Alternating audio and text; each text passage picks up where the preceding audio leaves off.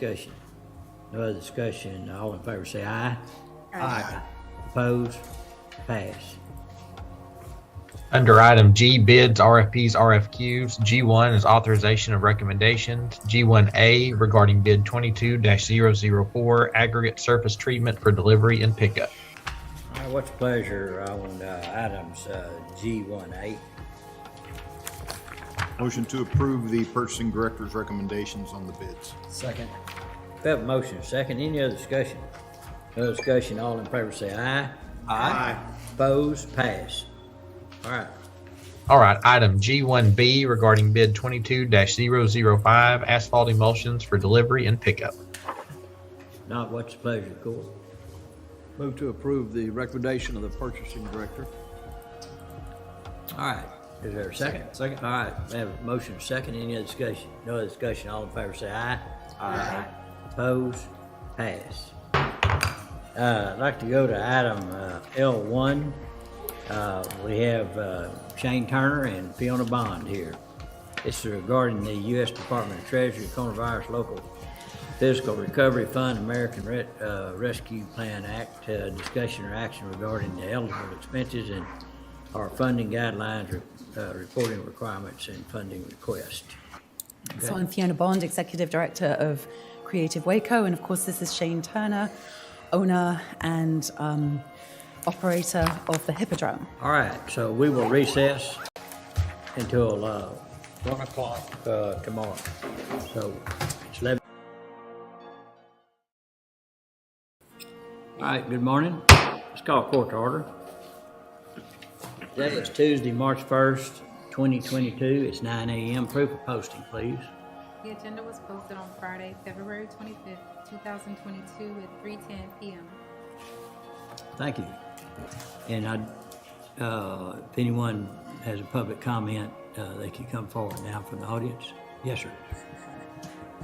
My name is Shannon Caraway. I'm Vice President for Business Development for a company called Solar Prime. Currently, we're trying to develop another 300 megawatt solar farm and 300 megawatt battery energy storage project here in McLennan County. And it's out north of Trading House Creek Reservoir, that area there. We're preparing to submit a proposal to this body soon for a county tax abatement for the project, and just wanted to stop by ahead of time, introduce ourselves, and tell you what we're doing. Going to D on proclamations, resolutions. We have nothing this week. Under E, under consent agenda, I have no recommended pulls. Does anyone else have a pull from the consent agenda they want to discuss? Seeing none, is there a motion to approve the consent agenda? So moved. Second. Motion second. Any other discussion? No other discussion. All in favor say aye. Aye. Opposed? Pass. All right, Dustin. Yes, sir. Judge, if we could go to item N1, this is discussion and or action on matters regarding COVID-19. These case numbers have decreased for the hospitals. All right, Judge, do you want to accept that for recording purposes? Yes. Is there a motion to accept that report for recording purposes? So moved. Second. There's a motion and a second. Any other discussion? No other discussion. All in favor say aye. Aye. Opposed? Pass. All right, if we could go to item N10, presentation from Texas State Technical College regarding Central Texas Industrial Training Center. There's a mismatch between the number of jobs that are available and the number of people that are available to fill those positions. Move to accept for recording purposes. Second. Have a motion and a second. Any other discussion? No other discussion. All in favor say aye. Aye. Opposed? Pass. All right, if we could go to item N6, that's the Greater Waco Chamber of Commerce Monthly Economic Development Report for January 2022. Know that we have had one project announcement for this first quarter, and that was in McGregor with Messer. All right, if there's no questions, or a motion to approve the chamber report for recording purposes? Motion to approve. Second. We have a motion second. Any other discussion? No other discussion. All in favor say aye. Aye. Opposed? Pass. All right, we can go back up to item F, budget amendments. F1's regarding the FY22 budget. Francis? FY22 budget amendments, starting with F1A. Is there a motion to approve F1D through F1I? So moved. Second. We have a motion second. Any other discussion? No other discussion. All in favor say aye. Aye. Opposed? Pass. Under item G, bids, RFPs, RFQs, G1 is authorization of recommendations, G1A regarding bid 22.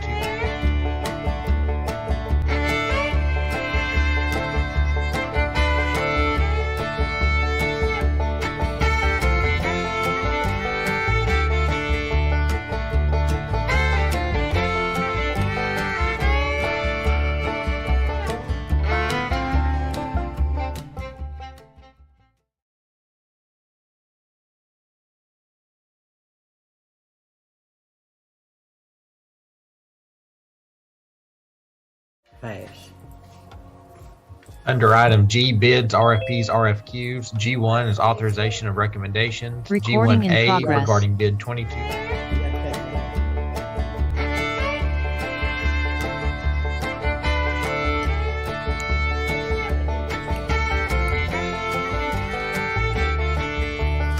You can listen, but no dancing.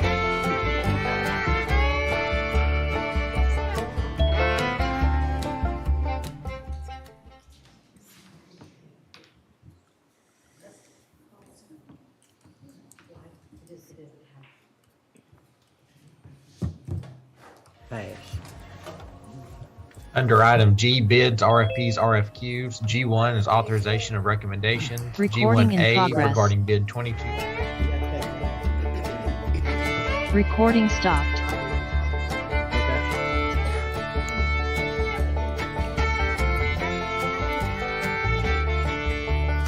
You can listen, but no dancing.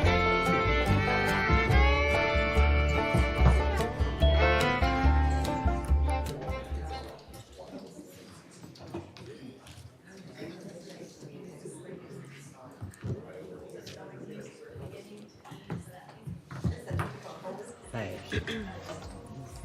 Under item G, bids, RFPs, RFQs, G1 is authorization of recommendations, Recording in G1A progress. regarding bid 22. Recording stopped.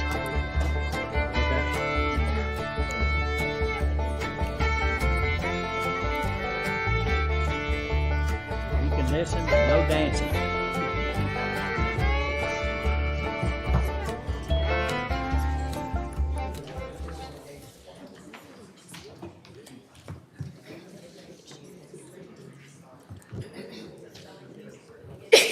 Motion. Pass. Under item G, bids, RFPs, RFQs, G1 is authorization of recommendations, Recording in G1A progress. regarding bid 22. Recording stopped.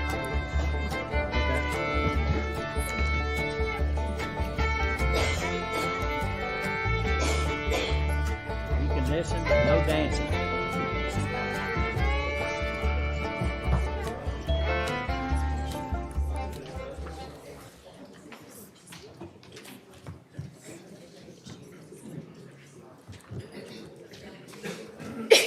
Motion. Pass. Under item G, bids, RFPs, RFQs, G1 is authorization of recommendations, Recording in G1A progress. regarding bid 22. Recording Come out. stopped. I still hear music.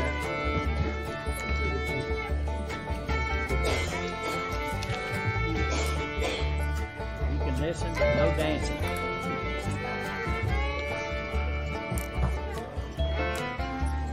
Can I make a motion to change the music? Kind of melancholy, isn't it? About to cry. Motion. Under item G, bids, RFPs, RFQs, G1 is authorization of recommendations, Recording in G1A progress. regarding bid 22. Recording Come out. stopped. I still hear music.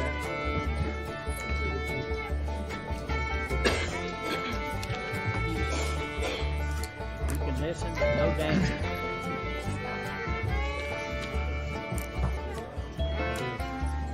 Can I make a motion to change the music? Kind of melancholy, isn't it? About to cry.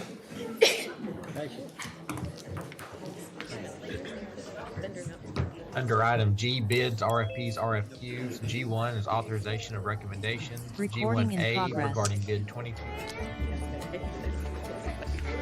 Recording Ma'am, stopped. still hear music.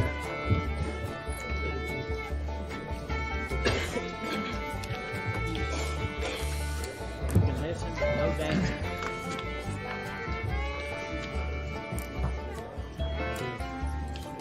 Make a motion to change the music. Kind of melancholy, isn't it? About to cry.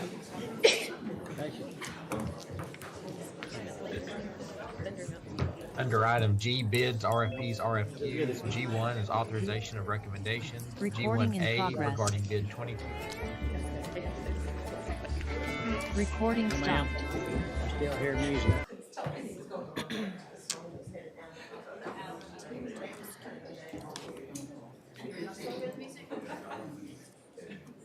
Are we ready to go?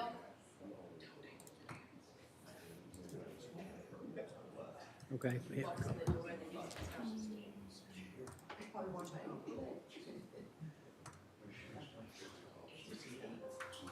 Recording in progress.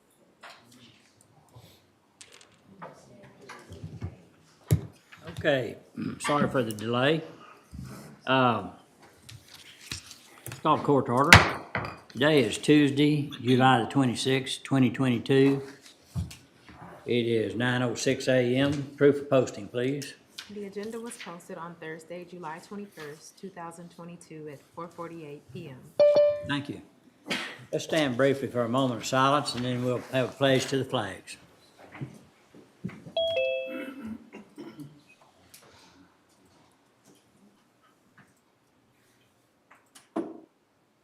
Please join me in the pledge.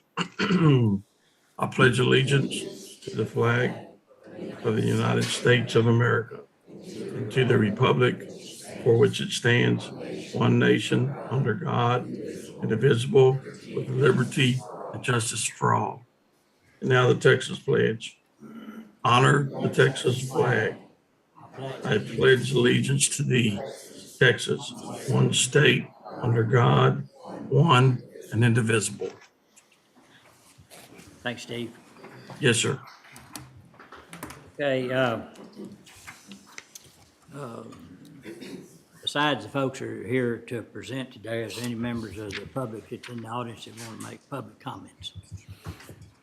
Seeing none, we've got two presentations this morning. I think the first one will be fairly quick with Judge Bain and whoever you want to bring up, Judge. Going to item F2, discussion or action regarding order creating three-part time associate criminal judge positions pursuant to Chapter 54A of the Texas Government Code. Yes, sir. Thank you. First of all, I'm very excited to be here. I can tell. We need some things done before the county gets in a real dilemma on the magistration out of the jail, and I think this is a good solution for it. I brought extra copies of that proposal I'd already submitted in case anybody doesn't have it. I can give you another. Everybody's got that? Okay. So what we're proposing here is to appoint 3 associate judges for pretty much the sole purpose of handling magistration out at the jail on weekends. And then during the week, if for some reason I'm not available or can't do it. So to make it like a rotation process. Now, what we used to do a long time ago, it would be for a week at a time, starting Monday and going through the weekend. And the reason for a week at a time is in case, they needed to fill in during the week and not just on the weekend, but primarily it's going to be just the weekends. And if we have the 3 attorneys will not have to do it, but hopefully just once a month, which I think would be beneficial when they have families and children or whoever steps up to do this. Hopefully we can get people to step up to do it. It has to be an attorney. They have to have 4 years have to be licensed for at least 4 years. The actual duties and the appointments will be made by the district and county court at law judges. But like I said, right now, I don't foresee anything other than what I stated in here, doing the magistrate out of the jail.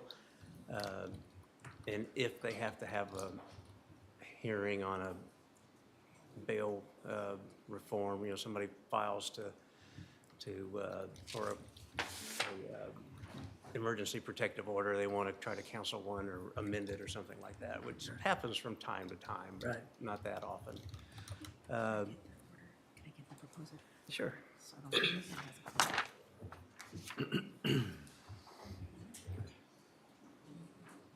The proposal we came up with was for $125 an hour, which is like the amounts paid to an attorney in trial for indigent trial work. So that's where we came up with that figure.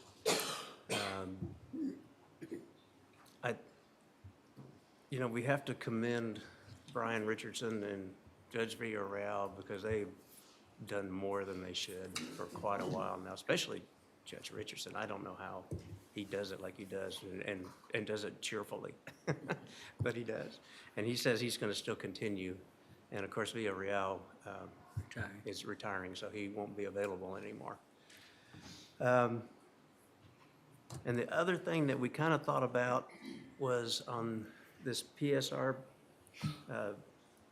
system that we have to do now on criminal history and putting the bail information into the state system for county courts at law and district courts when they do a modification or something, might be to see about a central person to enter that stuff for the various courts.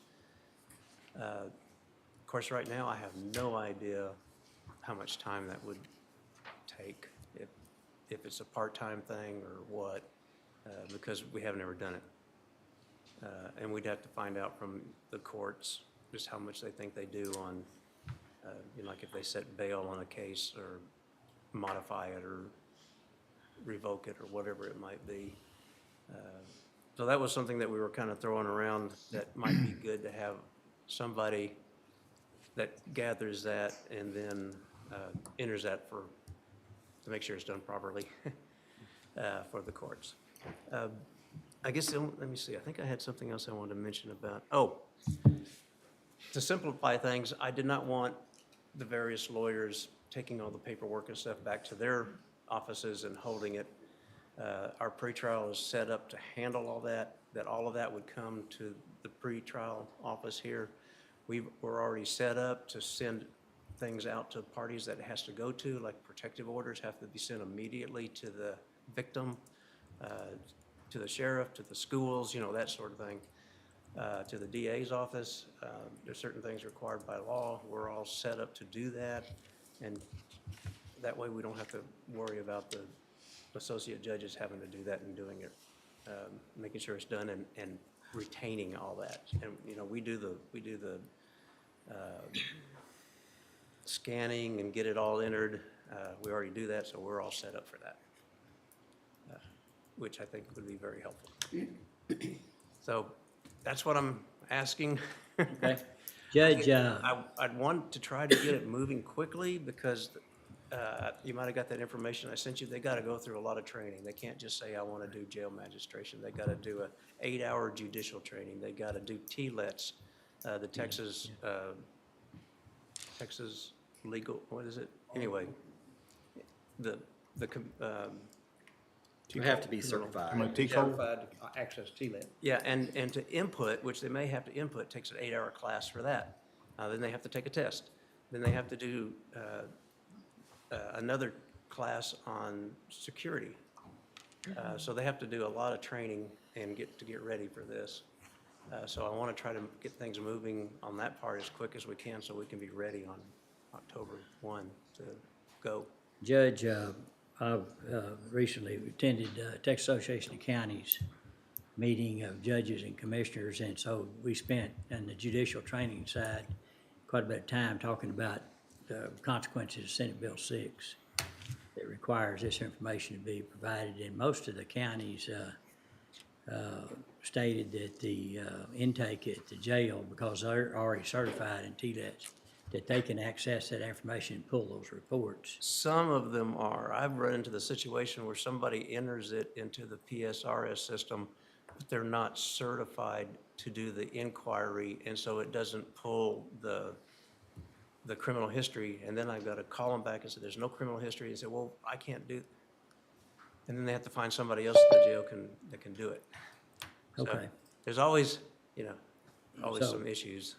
Well, we will visit with jail staff about that, about who would be available for that. And I understand once that information's pulled, then there's, a certain amount of that information needs to be processed by the judge or the magistrate and the indigent defense side. And so, I'm very interested in getting this done. And we want to use all the folks that are already certified and qualified. Now, I did understand too that all judges have to take at least the 2-hour course, where you can Be access. able to and get- view criminal history, as long as they don't input, they Yeah, can do a that's 2-hour right. course to Yeah, view. it's But 2 hours. these It's these required. judges are probably going to have to do some inputting, which would require the Right. 8-hour course. Okay, And, of course, they would be part-time. I can't see them doing 30 hours in a month, much less a week. Okay. If they're only doing a weekend and maybe something else. have you talked to some attorneys that would be I interested? hadn't started yet. I mentioned it to one yesterday, but other than that, Yeah. I put it out on the local bar information. I haven't done any of that yet, Okay, because I want to be sure we're going to do it. okay. Any questions for Judge Bain? So what does it look like, all in? I mean, what amount, Budgetary wise? yeah, budgetary wise are we looking at? Yeah, and I put that in there just the way I did it in case something happens to like Judd Richardson or something and he can't do it but I wanted to be safe or covered, Sure. Makes sense. Where would that I wanted to be sure we had enough. Now, we're probably not ever going to use that amount, I hope, that full amount, So if it was 10 hours a weekend, 52 weeks, typically, right, $125 per hour, so that would be about $65,000 right. plus benefits and taxes. On an annual basis, yeah. Well, so what benefits, because they. It's part-time, so there shouldn't be any Social benefits, Security, right? Medicare, and then currently, our policy states that part-time employees also contribute to the TCDRS retirement plan. So, Really? I didn't know that. Why can we not make this a contract? that could definitely be, In other Does that words, include the 25,000 for contingencies? Is that on That's top for of the any 65? other things, like filling in for me at other times, if they have to have a hearing on something. Like I said, this is all kind of new territory. if we want to consider a contract, then what we need to do is get, and, we do this in juvenile as well as mental health court, to identify folks that, the judges like to work with and have confidence in. Select that group and then go in and contract with each one of them, as long as they're under $50,000 for one individual. Then we do it under professional service. Anyhow, that's a few questions we have, if we could work that out and try to work quickly. I know you need this soon, and I haven't heard anyone say they oppose it at all. We've got to get this done. We got to keep the process running smooth And of course, there'll be some IT issues, because they'll have to, these other people that do the magistrate, and they'll have to get them in the system, so when the jail prints out the warnings, commitments, all that, their names go into all the documents in all the proper places, so there'll be a little bit of that'll need to be done. Okay. I tell you a concern I do have, and I guess it's the thinking, would these be 3, part-time employees, or would this be contract? Sometimes what I see in our process with the court-appointed attorneys is that the county loses the the quality of and the value of the representation when it's just kind of a spin of the wheel and people just have to get any court-appointed attorney.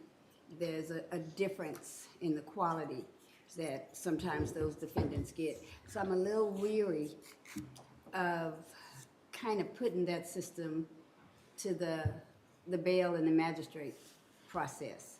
I know one of the reasons that some of the JPs opted out was because they had a consideration with additional pay. So if we're gonna spend additional money, I'm wondering why don't we perhaps revisit what those JPs said, who are already trained, who already have staff, as opposed to this new system with, I'm really scared of contract people for the reasons that I said. So I just have a lot of Well, questions. this, of course, would not be Go ahead. a wheel. I mean, they would apply, the district and county court at law judges would make that decision. Right. And I'm sure they would make a good That's our decision for a hope. That's our qualified hope. person.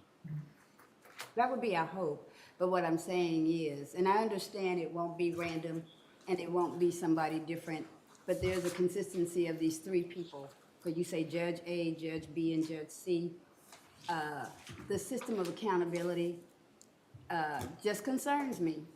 And when I think of people who are vulnerable to the jail system on getting their bail set in such a sensitive and serious situation, that's just a concern. And I think it's a valid concern. And like I said, what we had with the JPs that were participating in it, they had a concern that they were being asked to do it too much, and that they weren't getting any monetary consideration. So if we're gonna spend $90,000, I'm just saying, and I know I don't understand, but you say you need this on a fast track.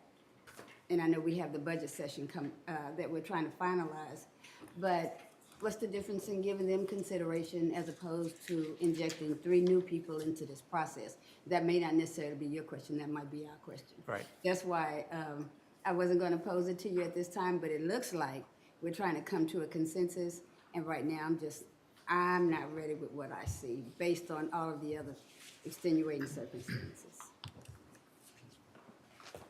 Other questions? Well, just a comment to follow up on that. Even if the JPs came back and agreed to do arraignments again, we still have no control over how they set bonds. So that's something that we have to have trust in, that we pick the right people, that they do the right job, but we can't influence if we think Right. they're setting bonds too low, too high. That's totally out of our control, so either way we go, we're not gonna have any control over, and shouldn't. No, and that's true, that's true. It's just that they're a little bit more stable employment with the county. And like I said, I really do not like our court-appointed attorney system. I really do not like it. And so this scares me that it's So- coming so close to it. If I could address that, I think one thing that I think has a concern, moves a concern to a lower level in that regard is the fact that in juvenile, because those cases are real, real different, and you really need to have someone that understands that overall situation, problems coming, that juvenile is selected attorneys that they feel like are qualified, and they have a pretty good history about how many of their decisions have been mistakes or appealed or those kind of things. Same way in mental health, it's another real specific and special area that needs to have attorneys assigned to those defense measures that understands mental health and all the processes, the different options. Where do you go with someone that has been arrested, has a mental health issue, understand the level of the crime, and what are the different options that better suit that individual? I think what we're talking about is these judges do that, and they identify a pool of people, we can approve it here in the court. I'm sure they'd be fine with that. I'd always want to give the judges the option to swap out people as they see fit. But I think it would be more of a real bullet point of getting the right people in there to do the job. Judge Vic, do you have, or Judge Cates? I do agree with Commissioner Miller that probably the easiest, most optimal way would be to get the JPs on board. But from what I've heard, my understanding is they have not shown a willingness to do it. And if they don't, someone has to do it. And so this has been the next best option that's available. With regard to your concerns about the quality, I do think I understand where you're coming from. But that's why putting them on a contract basis makes a whole lot more sense rather than a part-time employee. If they're not doing what they're supposed to, don't renew their contract. And that's simply, to some extent, you would have to trust the district and county court law judges for their discretion in understanding that the people that are being put in those positions will do a good job.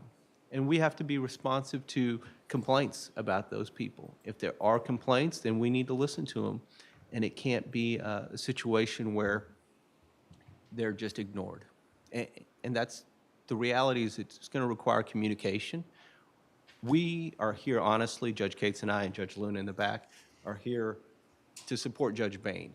Because the truth of the matter is, he, Judge Richardson, and Judge Villarreal have shouldered a tremendous load over the last few years. An unfair burden, I think. And his staff, Judge Bain's staff, has had to do additional work that when they took the job, they were not told that they would have to do. Senate Bill 6 has created what the legislature likes to do is sometimes give us unfunded mandates. And that's another one of them, saying you guys are going to have these responsibilities, but we're not going to pay you to do them. And so that's why the support staff, I think, is also important, because his office is having to do the work of what should be done by other individual. And when the people in his office are doing that work, they're taking away from their main jobs. And that's not, that doesn't lead to good quality when you're not able to spend the time you need to on the jobs that you have.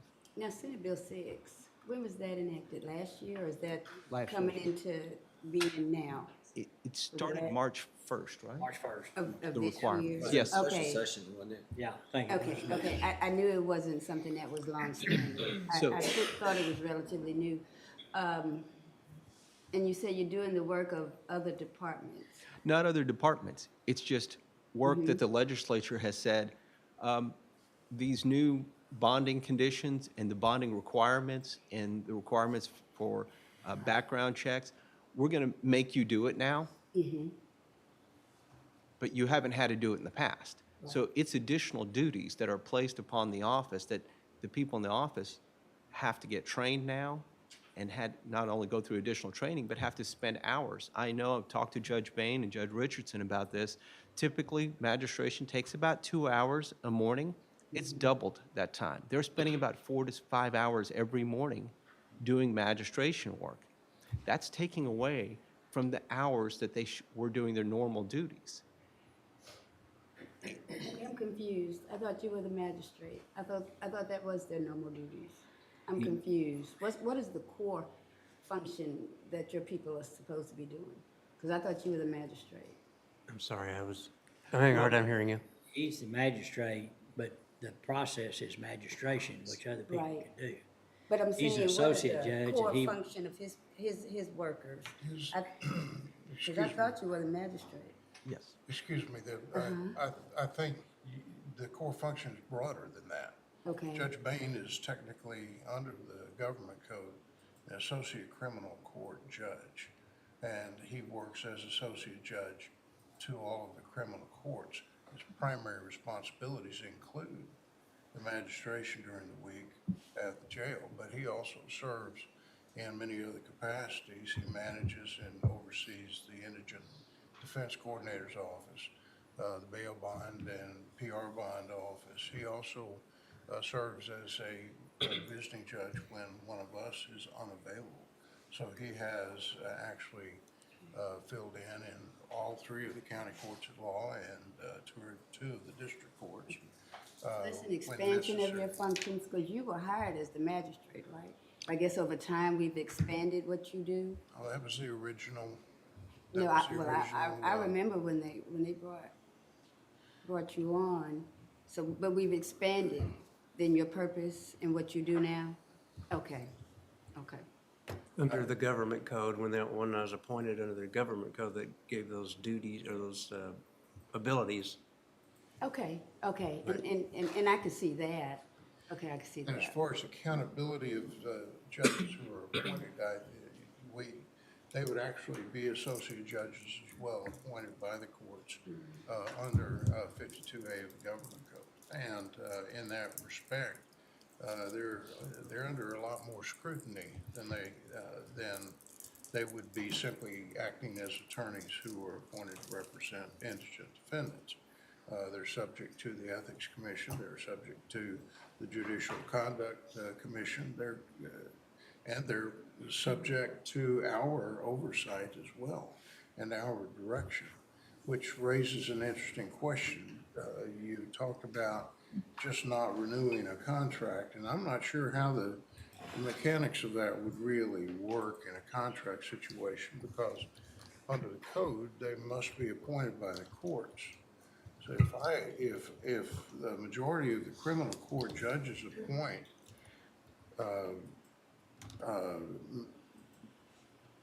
some attorney, just pick a name, as associate judge under this arrangement, and then for some reason or another, someone's not happy with the judge, say the commissioner's court's not happy with that judge, they don't technically have the authority to fire that judge. That judge is appointed by the courts. So it's not real, I don't think it's as simple as simply saying you're not renewing their contract. I think that would be something up to the courts. I think that you all have a bit of a quandary in that respect in determining whether or not they are contract 1099 versus part-time employees, because without giving advice to the commissioner's court, you have attorneys to do that. It seems to me that since these appointees would be under direct supervision, they would not be acting independently. They would be acting under our directions and under Judge Bain's supervision. And it creates, an interesting question as to whether or not they are technically employees of the county. But I'll leave that question to you folks. I think you're right on that, and, that was just brought up as a suggestion, the contract. But I prefer the recommendation by a group of judges that are focused on this issue of magistration, and that you know the people and put that group together. The court can approve it. I do agree with you that the contract there may be some hurdles that, I would want to talk to HR before we made that call, though, because And our legal. they're the way they're employed has nothing to do with their responsibilities and their duties. Does SB 6 specify the bail amounts and so it goes, exactly how does it work, and what did SB 6, I heard about how bad SB 6 was all last summer. What exactly is going on now? Say somebody comes in and, And I would want y'all to answer that, but my understanding, SB 6 created the burden of looking a lot deeper into the history of that person before setting bail, because there was a feeling statewide that there were people being released on too light a bail or bond or whatever they have, and turned back loose on the street to commit other violent crimes. And it came about because I think of that situation. Isn't that correct? It was called the Damon Allen Act, Yeah, right? there you go, there you go. What would happen if there were no magistrate available on the weekend? Give me a scenario. If no one was available, Well, they just sit in jail all weekend, right? The law says that they have to be taken before a magistrate within 48 hours of arrest, not bookend, but actual arrest, which there can be a period of time between arrest and somebody actually There getting could booked be some legal in. jeopardy there on the county's part or the system's part if no one was available. So, I mean, and that's an issue we've. Yeah, got. that would. And that's the reason I If support. we let people sit in jail over a weekend, we would hear from that. Oh, yeah, I'm sure, and rightfully so probably. But that's the reason I support what you're trying to do. I think if you could describe, Commissioner Jones, what the old process was, and what the new process is. Okay. And I think that One of the main things of Senate Bill 6 was setting up the public safety report system. That was that statewide system that was created by Automon, a company out of Arizona. And so what that system does is once the person and their information is entered into the system, it pulls their criminal history, supposedly not just from Texas, but from other states. And then it puts it in a form to be able to be viewed. So you're required to review that. You're not required to, I mean, you can't, the law says you cannot solely look at that. But the law says you have to look at it. Because there's all the other factors according to the Code of Criminal Procedure that you have to do on looking at a person, all the things about, where they live or if they are employed or, all kinds of things. You're supposed to look at all kinds of different factors. And so once all that's entered, our jail enters all that and gets it going and gets it set up so that the judge can click on the names and pull up the criminal history and all that. Once the magistration is basically you go over what all their rights are. You ask them if they need a court-appointed attorney, that sort of thing. And then if the judge finds that there's probable cause for them being arrested or the warrant is sufficient, whatever, then issues an order committing them to the jail at that time and setting them out of the bail. After that's done, then the judge, or like in my office, one of my staff, goes back into the PSRS system and enters that bail information as to how much the bail was, what conditions of bail were entered, like on certain DWIs, there has to be a breath interlock required. On certain family violence, there has to be emergency protective order. I mean, whatever it might be, they have to go in there and enter all that information. And that's all retained by the state. I think the Office of Court Administration has all that. You can actually go and see all that if you pull it up on an individual. So that was the main thing that really came out of that. And the only thing I would add to that is, if the case is pursued by prosecution at the district attorney's office and they seek to change conditions of bond, or the defense counsel seeks to remove or lift conditions of bond, we would have a hearing in our courts or the district courts. That hearing also, the results of that hearing has to be inputted into the system, which previously we never had to do. So our staff also now has to go back into the system and get certified so that they can input information as it relates to the conditions of bond. Again, additional duties that the legislature has placed on us, we can't really shirk them. We have no choice but to do them. Our purpose here is to support Judge Bain and help him lighten his load a little bit, and Judge Richardson and Judge Villarreal. I just feel like they've shouldered a lot of burden. Unfairly. Well, I have heard there's some counties that hadn't quite got on board on this yet, so I don't know what's going to happen to them. Yeah, some have not done anything. They say, we just don't have the staff to do it. They're primarily. Smaller county? Yeah, smaller counties. I mean, they really hard. It's a tough deal. So the thing that I like about this is that, and I hate the fact that it's an unfunded mandate. I mean, I read all about it during last summer's special sessions. But it does take a little bit of the uncertainty of who's going to magistrate on the weekends well, it takes all the uncertainty out of, and the magistrate is a licensed attorney, obviously with some experience in the area. I guess it would not, would it take them out of the pool?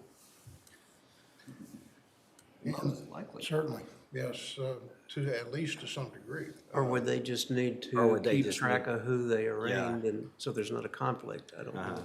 That probably would be more along the lines of just limiting or restricting their practice in criminal law.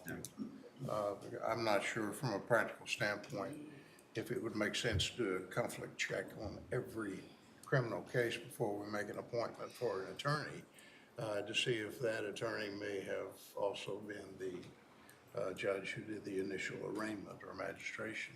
I think we get a better product at the end of the day with a licensed attorney magistrating these. Can I suggest something? I'd recommend, and I would actually make a motion to defer based on the reason that there's some HR issues, there's some audit issues, there's some county attorney issues, and some judges that all need to get together and bring back in a little bit more gelled solution to this, but I think we can get somewhere fairly quickly with that. So all those are involved. I agree, the concept is great. I like it.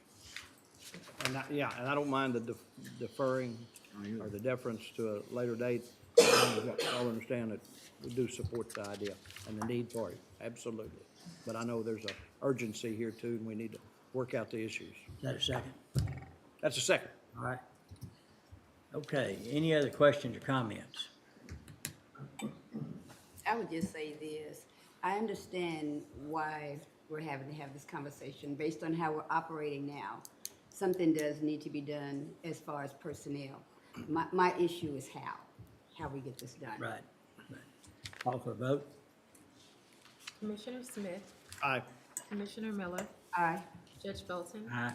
Commissioner Jones, Aye. Commissioner Perry. Aye. Pass. Thank y'all very much. Thank you. Thank you. Be in touch.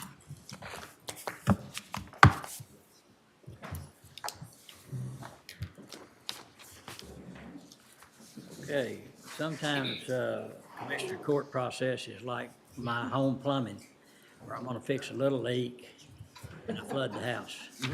And so I would like to move to item F, under F3. This is discussion or action regarding capital improvements at the Cameron Park Zoo, including but not limited to the Education Center, Veterinary Hospital, Hoofstock Barn, and Penguin Exhibit. So, spokespeople, please come forward. And, introduce yourselves, and then if you want to introduce anybody else, feel free to do so. Thank you, Judge.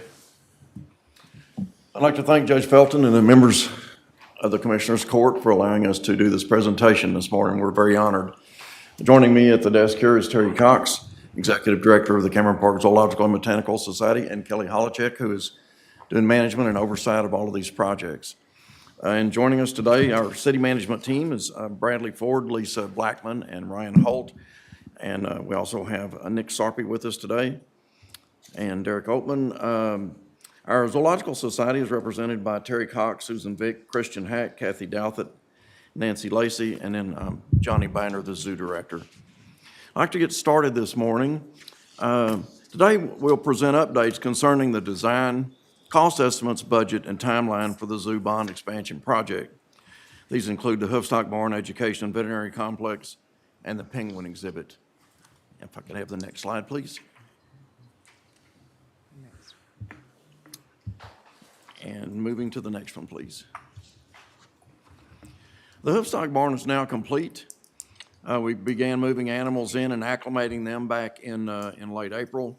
The kudu antelope have cleared quarantine and have been acclimated to the exhibit yard, and the small Gerenuk antelope are in the process of quarantine and acclimation, and they're doing very well. In the upper left-hand corner, you can see a side view of the barn. All the way down the top is a clear story section that allows natural light in And this building is a great improvement over our older barn, and it allows us a lot better management, enrichment, and welfare for these sensitive animals. The photo just below on the left-hand side is our keeper service alley, where the keepers can go all the way down, and you can see they can enter into all of the stalls to do maintenance, husbandry, cleaning, and so forth. On the upper right is our stock trailer backed up. We're actually unloading kudu antelope there through a chute system. The chute system enters into the first room of the barn, which is a squeeze facility. A wall can actually be moved up to pause the animal there so we can do medical evaluations and so forth. We have the ability to open the doors and move these animals all the way to the far end stall, or we can stop them at any stall along the way if that's the stall that they're going to be kept in. Last photo on the lower right show our female kudu getting very acclimated to the outside day yard. This is a yard that we can use in inclement weather just to put them out for a few minutes while we're cleaning, but it can also be used as a yard to do their preliminary acclimation to the big yard. And I'd like to say again, this barn is a huge improvement and very much more serviceable than the old barn, and it has really increased our level of care for these animals. Slide, please. This slide shows the education and veterinary complex. Now, the front building is the education center, and the building that is slightly higher in the back is the veterinary hospital. And as you can see at the front there, the buses can offload in front, and then they can move directly over into our new overflow parking lot. And while the veterinary building is acclimated more towards the keeper service area and service road in our current older hospital. Slide, please. The next group of slides shows the interior of the education center. Now, the first photo on the left is the reception hall. This large bright space can be used for staging classes as they enter the building, as well as smaller events, cocktail parties, fundraisers, and what have you. And you can see the doorways that actually enter into the front two classrooms in the center of the picture there. The small photo to the right shows the outside walkway leading up to the entry doors. The bottom photo on the right is the gallery hall that is just to the right as you enter into the building. The front windows look into the space, and it's a perfect area to exhibit animal artwork and other artwork that is done by local artists and photographers as well. The hallway leads down to other classrooms and the holding areas and staff break rooms as well. Slide, please. The Penguin Shores exhibit. The architect for this project is Ace Torrey from Torrey Design Consortium. Ace is the architect that designed the first phase of Cameron Park Zoo, which opened in 1993. Ace is one of the best zoo design architects in the business, and if you look at the original design of our zoo, it's still relevant, beautiful, and it's held up quite well. This is in large part because of Ace's attention to detail and the long-term intended use for the space. This is the rendering that the architect developed at our first design meeting, and we think it is very important because it sets the stage for the exhibit and shows how an exhibit should tell a story. The penguin exhibit tells the story of South Africa and some of the most fragile and interesting animals that are found in the world. You can enter the exhibit from our main pathway that goes past the meadows, which is the lower medallion area that you see in the picture, or you can enter also from our herpetarium from the side. Either way, you pass these rondavels, which are South African huts that are very important in the culture of this area. The smaller rondavel, which is at the entry plaza, has interpretive graphics and recognition plaques. The next rondavel hut is a vending area, and the largest house is 2 family restrooms with adult-sized changing tables. There is a large plaza leading to the South African black-footed penguin habitat. As the visitors flow through, they also circle past a South African black-footed cat exhibit. Slide, please. This slide shows an elevation of the exhibit. You see actual South African rondable huts in the inset photo. Our team feels like a great approach to theming these rondables will be to have South African artists that live in this area actually come out and paint those. We've reached out to Waco Cultural Arts, and they're very excited about the possibility of working on the project and doing the artistic work and theming. And with all the other murals around Waco, we feel like this is a great way to tie in to the fact that Waco is really becoming known for its public art and area artists. You can also see the shade structures over the plaza and also in front of the Penguin viewing glass. They're in the upper left-hand corner of the slide. They will pick up, these shade structures will actually pick up the bright colors of our existing shade structure that flow down along our main pathway adjacent to our special events pavilion.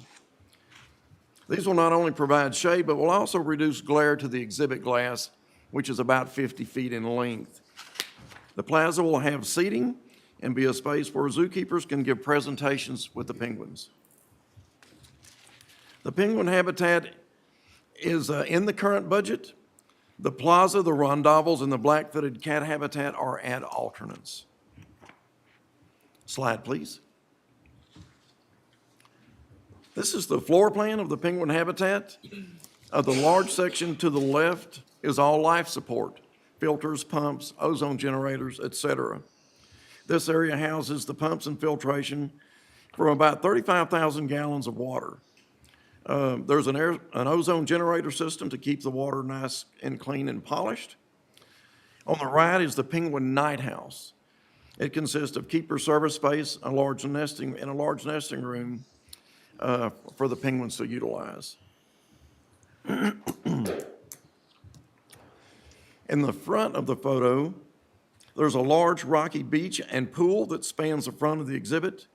And if you look to the far right, there is a swim-through shift door, so the penguins don't have to get up on the land to go into their night house. They can actually swim right through to the night house. The area in front of the interior pool we are calling Penguin Cove. It's a cave-like space where visitors can actually enter up close to see the view into the night house and actually see the nesting sites and everything. And people love penguins. On the far left side of the beach is an area where we can provide interactive experiences with the birds. Visitors can come into that area.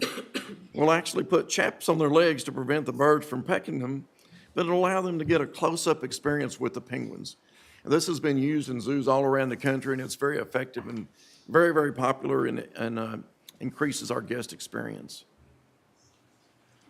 Slide, please. This is a rendering of the beach and pool showing how the visitors will view it.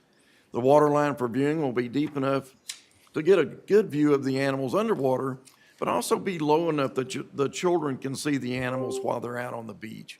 I believe this is going to be a very interactive and exciting exhibit, and very excited to be working on this.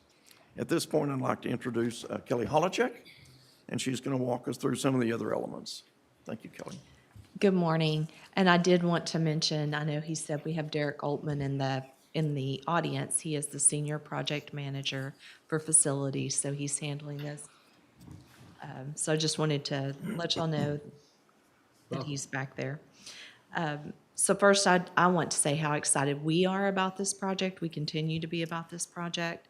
The zoo projects are our #1 priority on our project list for the Facilities Department. And so we're just excited to be a part of this and move this forward. I'm going to start my portion of the presentation with an update on the education and veterinary complex. So next slide, please. I'll put my glasses on so I can speak to you all. So construction documents are complete for the education and veterinary complex. We do expect audio and visual plans to be conformed with the construction documents by the end of this month. After that point, then drawings will be able to be submitted to plan review, permitting for review. Regarding the environmental assessment that we performed on this site, a limited site investigation was performed, and this involved drilling several holes throughout the site and having those soil samples analyzed.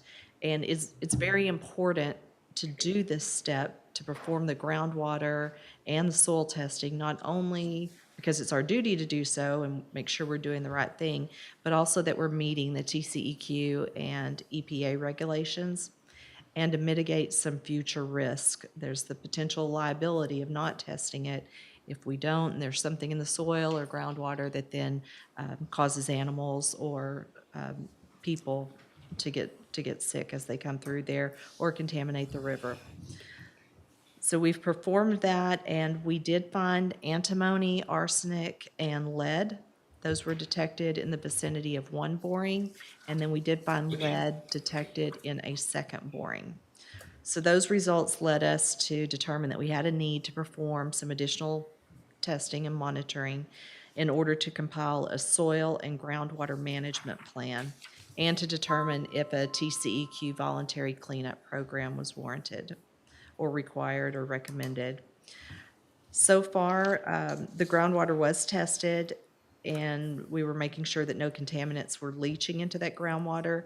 That testing is complete, and we're pleased to report that the groundwater did not detect any contaminants.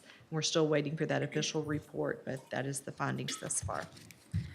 So the remainder of the phase 2 testing will be an additional site investigation, and that's going to analyze additional soil samples taken from those areas that had contaminants detected. So while we'd had a broad area that we took samples from, now that we found some contaminants detected, we're zeroing in on those specific areas and concentrating on those with additional tests, additional groundwater monitoring, and we'll in order to compile a soil and groundwater management plan that will tell us how to address those areas.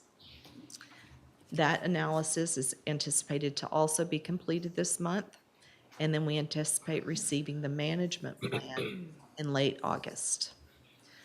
This would allow us to then release a request for proposals for a construction contractor in September if funding's made available for the construction of the project. Next slide, please. The duration of construction for the Education Veterinary Complex is estimated to be between 12 and 16 months after notice to proceed, and that 4-month float between the 12 and 16 is in anticipation of any potentially long-time equipment or construction material delays that we all know we're experiencing right now.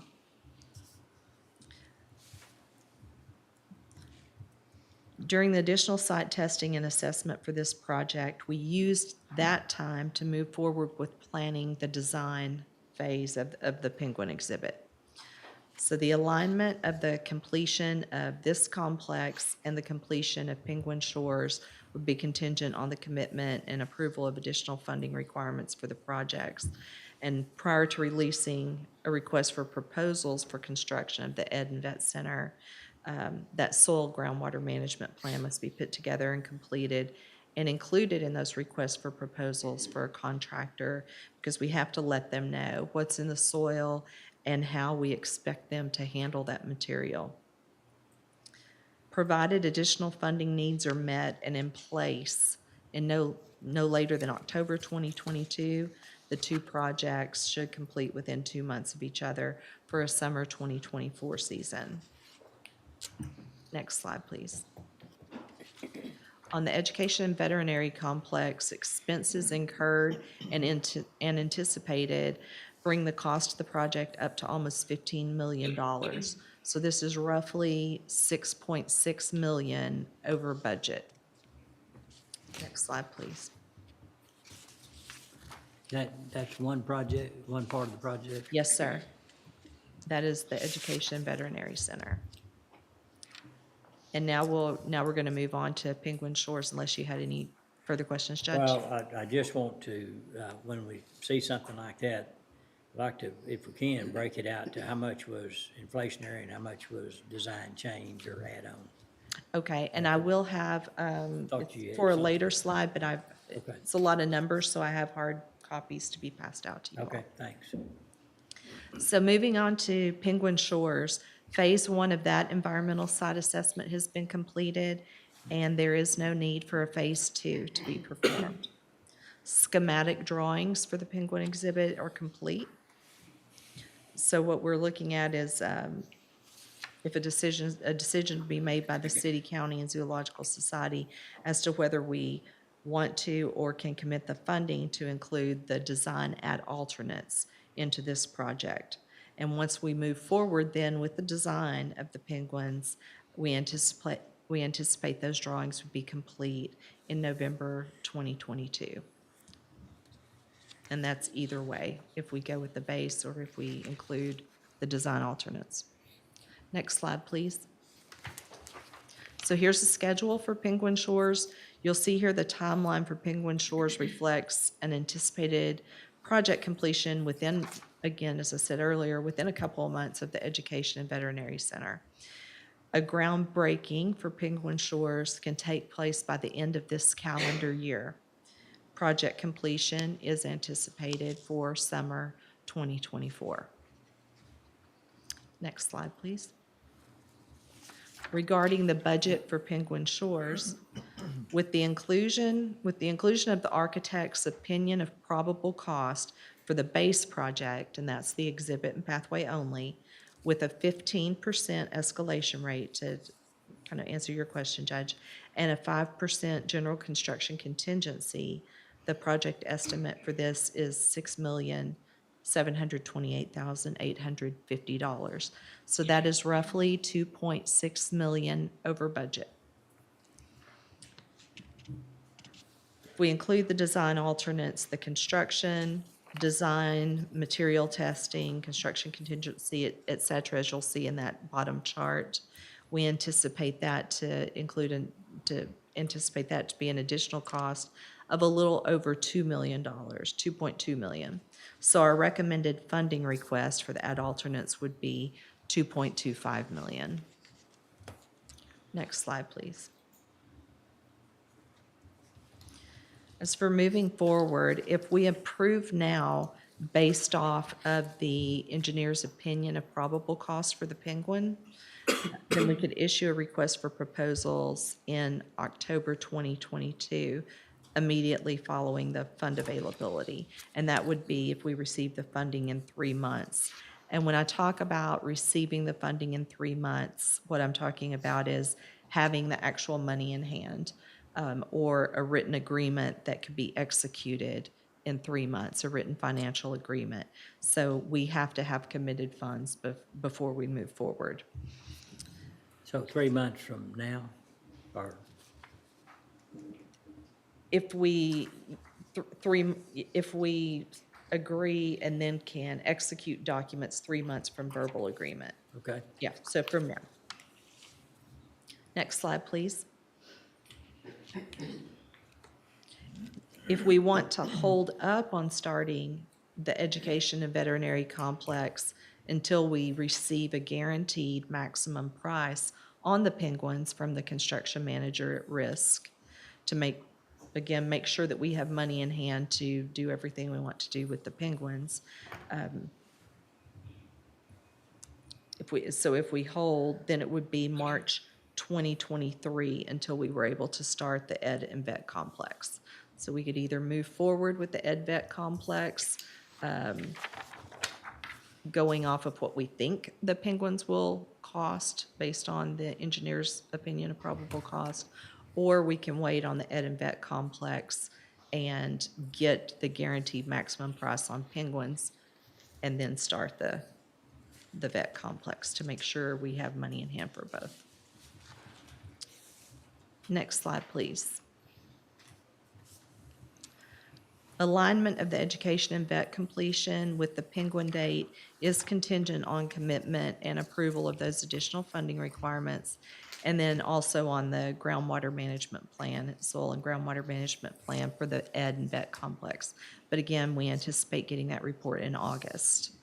So if we've completed that management plan, but we're still working on the funding for one or both of these projects, then you're going to see those schedules from that slide move out accordingly as the funding moves. Next slide, please. And I do have hard copies because that is a lot of small numbers for you all. Don't know who passes that out, or should I pass that out? I can pass it on. Thank you.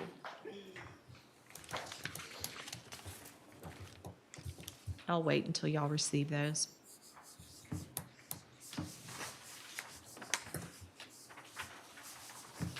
Thanks.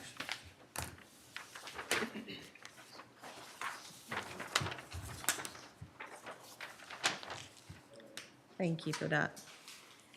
So the top chart is the current budget with restricted funds being reallocated from contingencies to the actual projects and from the contingency for the projects to the actual projects with which those funds were restricted. This reflects an overall program shortfall of $7,622,620. And again, I want to emphasize. Say it again, 7 million. $7,622,620. Thank you. And I do want to emphasize again that top chart for the Penguin construction budget, those numbers do not include the design add alternates. That's for the Penguin exhibit and pathways only. But it does reflect the entire cost of the Vet and Ed Center. The bottom chart shows additional funding of $7.8 million and allocations necessary and that's under the additional funding column. Allocations necessary for each project, as well as additional funding necessary to incorporate the design add alternates to the Penguin exhibit. So you've got one without the add alternates, one with, and moving a little bit of money around from contingency and reallocating. If I can move to the next slide, I can kind of summarize those numbers a little bit for you. So what we're looking for is a decision on whether to move forward with the base design for the Penguins or if we're going to include the add alternates. Overall, between the two projects, the Penguins and the VetNet Center, we have a combined estimated current shortfall of $7,622,620 and recommend additional funding in the amount of $7.8 million. That amounts to an additional funding needs of $2.6 million per entity. And again, this is without the design add alternates for the Penguins. When we include, if we include the add alternate designs for the Penguins, that's an additional $2.25 million. So our total program additional funding need would then rise to $10,050,000. And that comes out to a commitment of $3.35 million from each entity.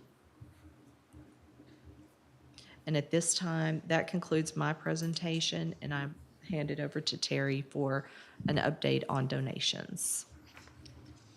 Well, we are fortunate to have had tremendous public support for this project. As y'all recall, the bond passed with 66% of the vote. And prior to the bond passing, the Zoological Society had contributions of $1.2 million in place for the project. These were restricted to the veterinary hospital with $500,000 for construction and $500,000 for equipment. The $500,000 is reflected in the budget that you have. And then we had an additional $200,000 that was restricted to the Penguin project. We have now raised another just over $2 million for the entire project, with just over $1.3 million restricted to the Penguin project and $300,000 restricted to the education building. The rest of the money is unrestricted but designated for the project. We currently are in talks with several additional donors for funding and have one donation of $8,000 that came in yesterday and another Waco Foundation donation that is supposed to come in the next couple of days. We also have designated additional funding through our Wild Lights event coming up this Christmas season. It is the hope of the Zoological Society that we move forward as quickly as possible with the Education and Veterinary Complex and the Penguin Project, including the ad alternates. We are excited about the positive impact that these projects will have on our zoo and Waco and McLennan County. We feel it is an investment in our community that will have long-lasting benefits. Thank you so much. Thank you. Okay. Any questions? What was the date of the original bond passing? November 2019. And then we sold the bonds following summer. They have to get in line with other debt that we issue out, so.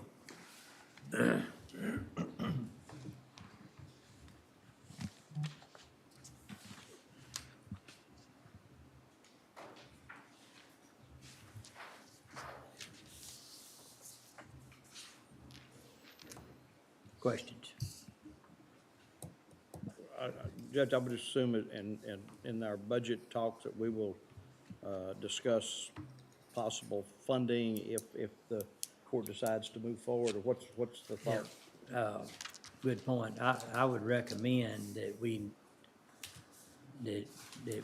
advise the court of where the funds would come from as they are, before they make the decision, the final decision, which we meet after this meeting. We're in budget right now, so it's not a timing issue. It's gonna put this off. The consideration is, what's the public feedback, and I know, obviously the vote passed it. The only vote that's been that high was out at the base, which was almost an identical amount of approval. So the question would be, did the voters approve it based on what it's gonna cost, or did they approve it based on what it is? And so that's a little bit of what we're kind of thinking about right now as well. But it's a great project. There's also, we look at it as an economic benefit to the community. It's already held as in high regard as a place for people out of town to visit, as well as for local folks to utilize in many different ways.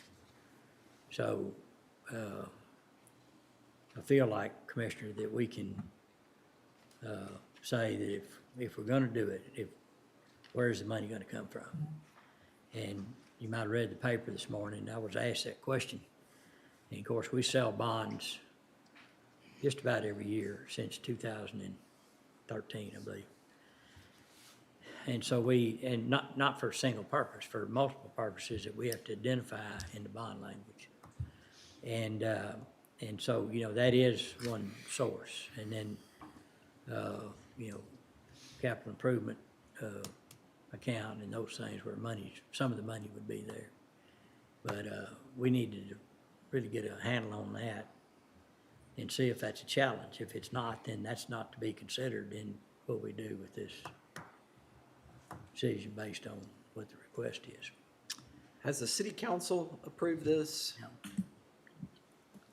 So there'll be, I'll be presenting my proposed budget next week, Commissioner, and it will include using excess fund balance to fund our portion, our 1/3 portion of what it, plus or minus $3.2 million, whatever it is. So they'll hear that next week. 3.35. There you go. To be particular. I have a question. You mentioned 15% early on. Is that an inflationary figure, or and was that for what we've already completed, or is that going forward? That's going forward. It's yes, it's an escalation, inflation, 15%. So not knowing what material pricing is going to do and that sort of thing. So that's what we figured in as moving forward for construction. I'm just concerned, that figure can go up a good bit, it could come down some, and so I'm a little nervous with regards to that figure And they itself. did point out they've got contingencies in there for some of that, but if it, Right. And we did put a lot of thought into that, and we feel fairly confident, or I say fairly, we feel pretty confident with the 15% and the 5% contingency that would cover the things that we encounter in the way of materials and equipment. we asked Brinkley Sargent what, inflation's been since the vote passed. And so they went out and it's estimate, it could be, and the timing might not be exactly timed either. But, it's, 21.67. That's up till now. And so now they've got to deal with inflation going forward as a construction project. Right. Goes forward. And then the concern of when the time's right, can they actually staff the project? Or does that? You mean, construction? Yes, staff? yes. Yeah. I mean, it's going on everywhere. Projects are running behind because you can't get contractors on the project and they're pushing it out. Now our figure could even be higher. There's just a lot of uncertainty, so I want to dig into that a little bit. Is it safe to say that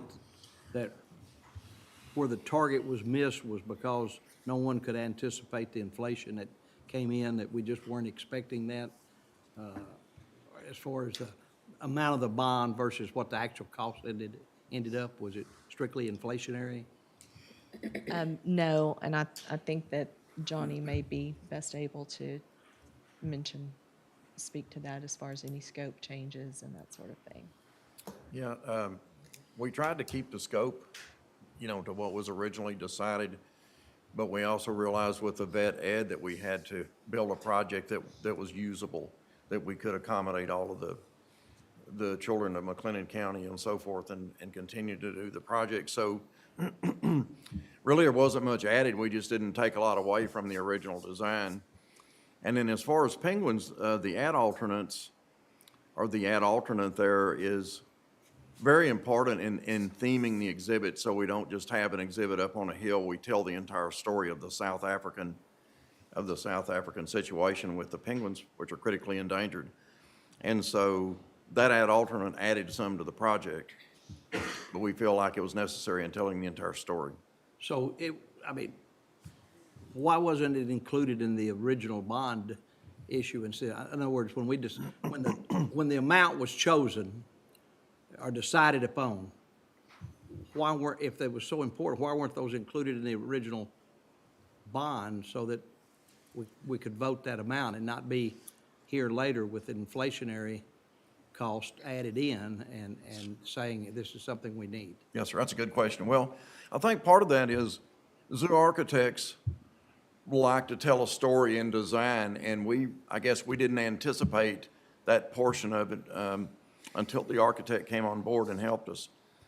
But rather than just have the exhibit, the plan that he laid out was to tell the story of South Africa and so forth. Sure. And so that did add to it. We really hadn't anticipated all of that. But the architect's involvement, and he wasn't trying to present cost increases. He was just trying to make it the most dynamic exhibit that we can have. An example of that is when we built the Brazos River Country and when we went for that bond in 2000. The Brazos River Country was not designed. We knew we wanted it to tell the story of the Brazos River, but we didn't have the individual elements laid out because we had not yet hired an architect. The same was true of the orangutans that were part of that bond. We ended up building that like 4 years after we opened Brazos River Country. And we did not have we had a conception of what we wanted. We knew we wanted these animals, but how it developed is in large part why we hire zoo architects, because they're able to help us with the aesthetics and the educational components. You threw out some numbers about the society. How much does the society have to spend right now? Right now, we could meet the $1.35 or million in, right now. We just don't have all of those funds designated. So normally how we fund these is go out and ask people to be donors for a specific project. So those that are specific are the ones that I threw out. We do have other funds available, and so we feel confident that we can meet our share. I have to ask this one, and it kind of goes back to the point made earlier on when we had the overwhelming support for the bond, were people voting because the bond was so low and it was a great thing to do, or are they just really in support of the expansion of the zoo? And so, you know how you all have that bid alternate on the penguin exhibit? I'm just asking, is this a drop dead figure, the 10 million, or can we phase in expansion to the completion of your project? So on the penguin exhibit, and they're actually design alternates, so they won't be bid alternates to where a contractor can give us a price and we can kind of pick and choose. As far as phasing, the reason we're really not recommending that is it changes the pathways. If you're going to have this big viewing area, there's infrastructure that needs to go in. There's roadways that need to go in and out. Okay, I asked my question confusingly. I was just kind of using the terminology, you know how you have alternates, that means that you can add this to the project, add this. In the totality of the $10 million, is that we have to do that $10 million, or can we do portions of the $10 million in the totality of the expansion that you're talking about? Not just the penguin. I think I understand what you're asking, like, say, we do add the pavilion part or the family restrooms, Yeah. but not the cat or not the rondavels. That's, I think, what she's asking. So yes, we could do, say, the viewing area, and there were no alternates on the vet or ed complex, but on the penguins, we could do, you know, like she's saying, the rondavels or the viewing area. We could do different aspects of that and have those designed in. We would just need to know which of those we wanted to use, and then the design would encompass all of that. Okay, so you could bring us back like options of additional funding, for additional funding? Is that making sense, that question making sense? As opposed to what we're looking at today, could you bring us back? So yes, we could do, say, the viewing instead area, of and there just were the no option alternates of on the 10 million. vet or ed Well, complex. and the but 7 on the penguins, we point could something do where we you know, like removed she's the saying, add the alternates rondavels from or the the Okay, penguins. so you're saying 7.6 The viewing area, we could or do is it different 7.6 aspects of in the that 10? and have those It's designed that's in. in We the would just 10. need Okay, I to thought so. know She's which of asking those if we we wanted to can use, and then the add design would completely encompass individually. all of that. Yes, Right. instead of So you could just instead of look at, lumping like, the add options alternates together. Of additional funding? Okay, Additional funding? yes, we could Is that making sense, that question making do sense? something with that. As opposed to what we're looking at That's, I today, think, what she's could you asking. bring us back? So yes, we could do, Other say, the questions? viewing Instead area, of and there just were the no option alternates of on the 10 million. vet or ed Well, complex. and the but 7 on the penguins, we point could something do where you we know, like removed she's the saying, add the alternates rondavels from or the the Okay, penguins. so you're saying 7.6 The viewing in area, we could 10 do or different 7.6 aspects of in the that 10? All right, and have those. there's a motion and a second to defer. I would like to ask the commissioners if you've got specific questions or anything that, my office can do to kind of keep this thing on a fast track, get them to me, and we will be in contact with, the other entities to figure out, coming to a solution. So just send those to me or however you want to do it. And, so we'll keep moving. We just need to decide, take that figure, where does that come from? Right. And what void does it leave? How do we fill that? And do we fill that? So there's just, Right. that's more of the questions that I need Yeah, to where it comes from, discuss. Francis, I have an answer on that. The options, yeah. Mine would be, does it have to be that whole figure based on maybe the additional information that you all could ask them for to make my question? And I did want to add to that some of those individual alternates may be dependent on others, but we could group them down the best we can. Okay. All right, we have a motion and a second for deferral. No other questions, Call for vote. Commissioner Smith, Aye. Commissioner Miller, Aye. Judge Felton, Aye. Commissioner Jones, Aye. Commissioner Perry. Aye. Pass. Thank y'all very much. Thank you, sir. All right, it is 10:24. Let's take a 10-minute recess.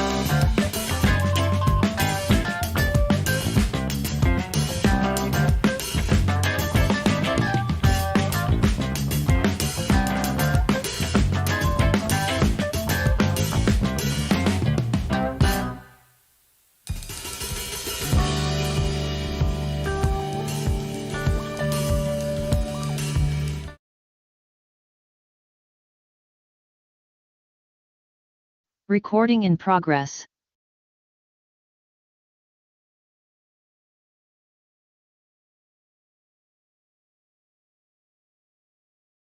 And then we'll come back at 1:30.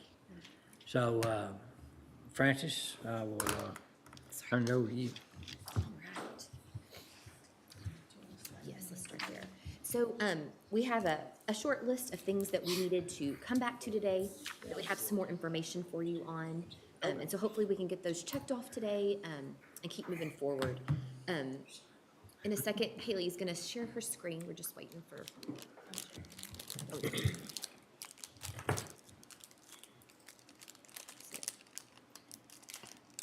So while that's getting pulled up, I just want to remind you where we left off. So the numbers reflect a 9% COLA. What we just have plugged in there was looking just at 37 cents, which was below that current no new revenue rate. So that's still sitting there, and we'll play with that and adjust that. But you haven't adjusted for the certified value yet, though. No, we have not got the final rate calculations yet, so that all has Okay, to be the put final rate, together. yeah. Yes, sir. Yeah. I'm hoping like any minute that would just, appear, but it takes a lot of work for the tax assessor And that's collector. coming from the tax assessor. Yes, they certify those. So until that's finalized, but there's. Real quickly, based on what the McCad gave us on Yes, sir. values, taxable values, what is your feeling? I mean, that went up, didn't it, from what the estimate was originally? Wasn't it, it was north of 22 and it was just south of 24 is how it is? Or what was your? Yes, so it's right under 24 billion. So there's a 24 billion number, and that includes properties that are still in protest. When they calculate the rates, they do not include those properties that are in protest. Then fast forward to next year, whatever happened with those properties, that will be part of the calculation for next year to account for those in the no new revenue rate for next year. So that's why there's always like the whole number and then the rate that's used, or the values that are used for calculation. But it went up about somewhere in the neighborhood of $1 billion? Yes, sir. Okay. Yes, sir. But, and that will lower the no new revenue rate, correct? Correct. And so then, and dollar wise, I think we'll be looking at a comparable amount. But yes, so rate will go down, value goes up, that rate will go down. And so then we'll get those solidified, and then we can look at some actual numbers that you'll be proposing on. But again, we just put in that 37 cents, which was a little less than a penny under the no new revenue rate. I do have one thing. I know we have it short on time before we go to lunch, and I know Anna had some things that we needed to touch on, but I have a piece of news. There's not really anything we can do about it, but retiree COLAs can only be done in whole number increments, percentage increments. So Ralph and I were talking this morning, and he wanted to make sure that, so. Round down. Or Okay, so it will affect that number that we've been looking at. And of course, in future years, you can do something, but that's just what it I would is. like, before we make a decision, I'd like to see if you go to 5%, what does it look like as opposed to? Yes, sir. I mean, And I we're- apologize. I assumed the way it was, that would not be an issue, but, so it's just their protocols. And I'd like to see what it would look like at the no new revenue rate. Okay. So, and I know we need to come back to some heavy topics, zoo and things like that. But if we wanted to try to get a few things out of the way that Anna had before we go to lunch. Yeah, let's do that. Okay. Hi, everyone. You're hungry too, huh? Could you tell by my scurry? Yes.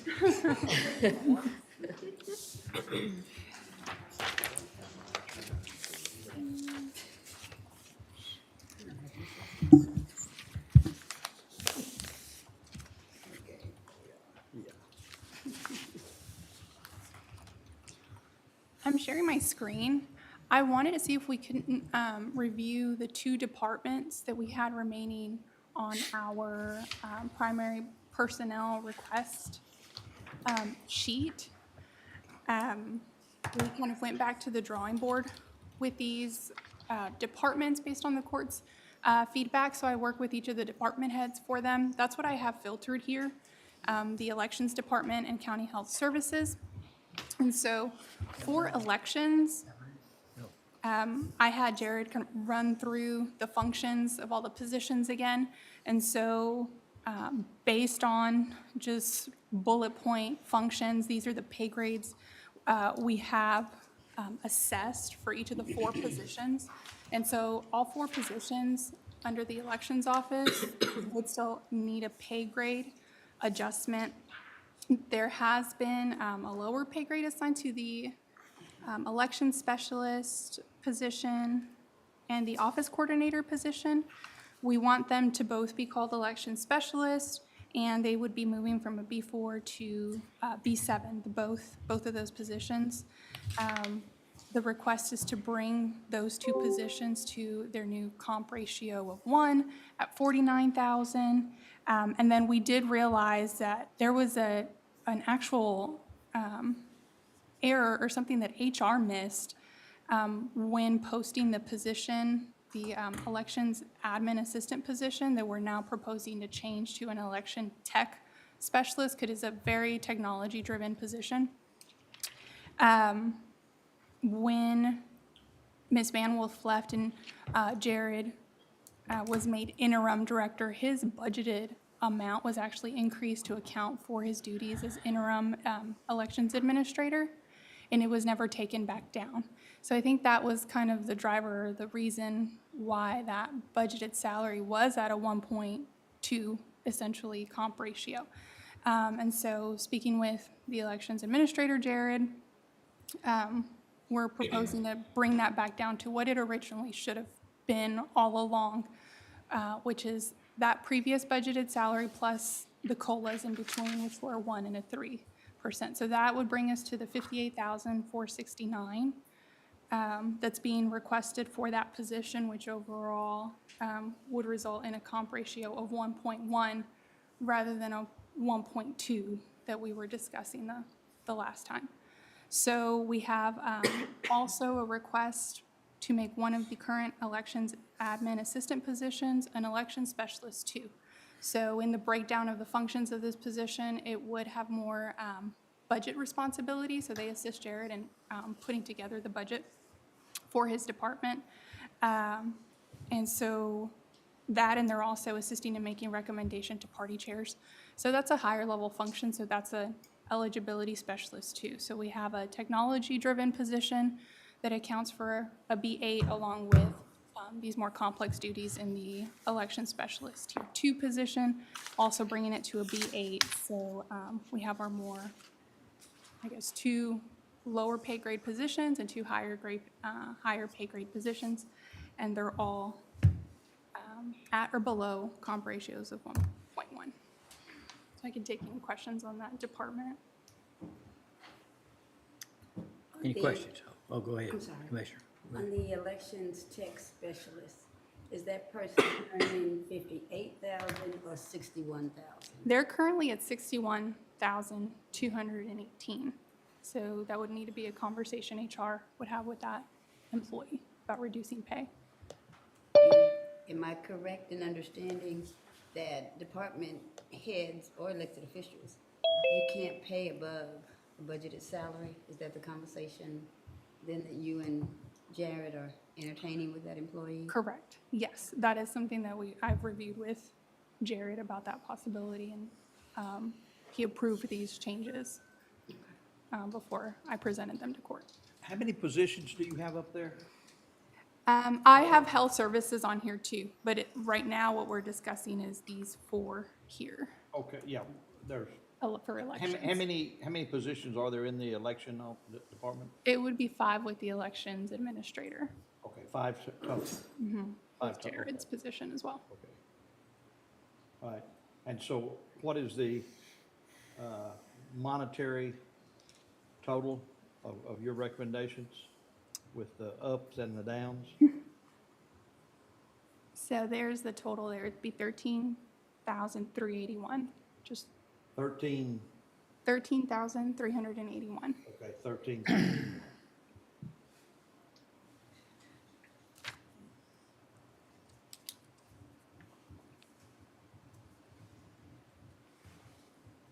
Okey-doke.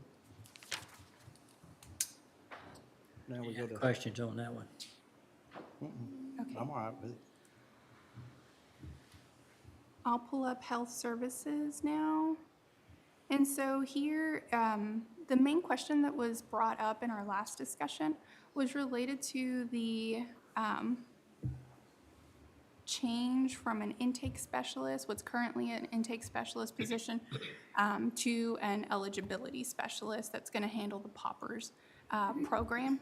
And so that request we changed slightly. We again went back to square one with Heather, with the department head, to get just bullet point what are the primary functions here. And HR came to the same assessment. It is the same pay grade that it's currently assigned, which is a B5. And, but the department head did have concern with parity with the existing eligibility specialist position, which should also be corrected to a B5. And the existing eligibility specialist is budgeted at $47,654. And so HR's recommendation is to bring what will be the new eligibility specialist position to $42,750. Which would bring it to a comp ratio of 1 and would also bring it to, it would close the gap between the, that position and the existing eligibility specialist position, which I do want to note currently has an employee in it that has 9 years of case management experience, which would warrant a higher budgeted salary based on that experience. So HR doesn't see an issue with the difference in pay in those two positions, even though they're the same title. She's got management experience, and is she managing now? Is she managing? Case management. So Case management. Case gotcha. management, so determining case-by-case eligibility based on program requirements. Okay, are you taking it to a 1.06 or to a 1? And I'm talking about 232. 232 would be brought to a 1 if the court The approved. one above it. I'm sorry, the one above it. The one above that is elections. Sorry, let me. Oh, okay. Yeah, okay, let me okay. take them off. Okay, that 49 is throwing me off. Right. Okay, We'll make this a little easier to see. So there. okay. Oh, so the total. Okay, so the budgeted salary is 47,654, and it's at a comp ratio of 1.08. 1.11. The existing eligibility specialist is at a comp ratio of 1.11 after the change in pay grade. That's really the only proposed change there for that existing position, is that correction in the pay grade. So it's currently at a 1.08, but there's no request for salary. Just with that change, that correction in pay grade, it brings it to a 1.11 ratio. And these are your recommendations, both, on Yes, both sir. offices? Yes, sir. Okay. I'm good with that. I concur. I'm 3. So the only thing you're doing is the salary on that pauper eligibility specialist? Yes, ma'am. And that's just an attempt to bridge that gap between the existing eligibility specialist and what will be the new. Okay. You know, and well, I'm already outvoted, but I would give consensus. I just know that we did 0.8 last year. And we had positions that were under 1, but above 0.8 that we denied. And I just want to have consistency from one budget year to the other budget year. So it doesn't look like it's kind of a chance for departments, that it just depends on which year you come in.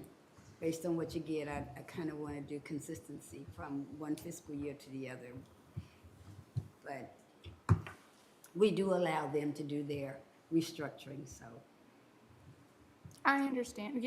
I understand your concern, and it would make my job easier to bring a consistent point to court for recommendation as well. But this would be a new department head making their first attempt at a restructure, so I think that does bring a different factor into the recommendation. And also we have what would be a more entry-level position, a health services clerk. It's making $39,597. So it would be something strange to have the eligibility specialist who's doing the program work making slightly less than the clerk position, the health services clerk position. So based on that, it would. But they're both in the same pay grade. Right, they are in the same pay grade. So does that mean even though they're doing different things and they're called different things, the complexity of what they're doing is the same? To a degree, yes. So the way the Waters assessment works is it kind of gives a range for complexity within its own pay grade, or within the pay grade assigned. So you can have, it's a point-based system, so you can have a position based on complexity assign more points than another, but it's still within the point range Of the for pay grade. one pay grade. Yes, ma'am. Did I explain that okay? Okay. Good questions. All right. What's next? I also want to just thank the department heads for working with me from Friday over the weekend a little bit and to have this ready. So Jared and Heather were really good sports about it, and Good. we had good conversations. I think related to these two sheets, which are the new position request and position change request, I think we only had one question on one of the county sheriff position adds to staff, I think, positions, sorry. And so that is, I thought we'd One. resolved all the sheriff jobs. Well, there was, they asked for two in courthouse, and we ended up one because, what was it? It said if we'd cover one, they would cover. Right, they would reallocate. right, Captain Eubank had an idea and a thought process how he could make it work with one. Right, still keep the level of security with the records building and the other outbuildings around. and that seemed clear. I think what I wanted to revisit was the request for corporal investigator. Okay, They yeah. requested a corporal investigator. I wasn't sure if that was a yes from the court or not, and so I just wanted to double Is check. that not the position that would probably be assigned to the TAG unit, I think? Correct, yes. Yeah, I saw a need for that, quite honestly. Okay. That's what I last remember, so. Agree. That was the only clarification for these spreadsheets. I think only other matter that I wanted to consider with the court were the position vacancies. I was able to put together, I can bring it up on the screen too, kind of a combination of vacancy reports because it was difficult to pinpoint current existing vacant positions and then also try to marry that with, over the last 3 years, how many vacant positions there have been for that department. So I got that together. I think I may have enough copies here for everyone. I think there's enough for you too.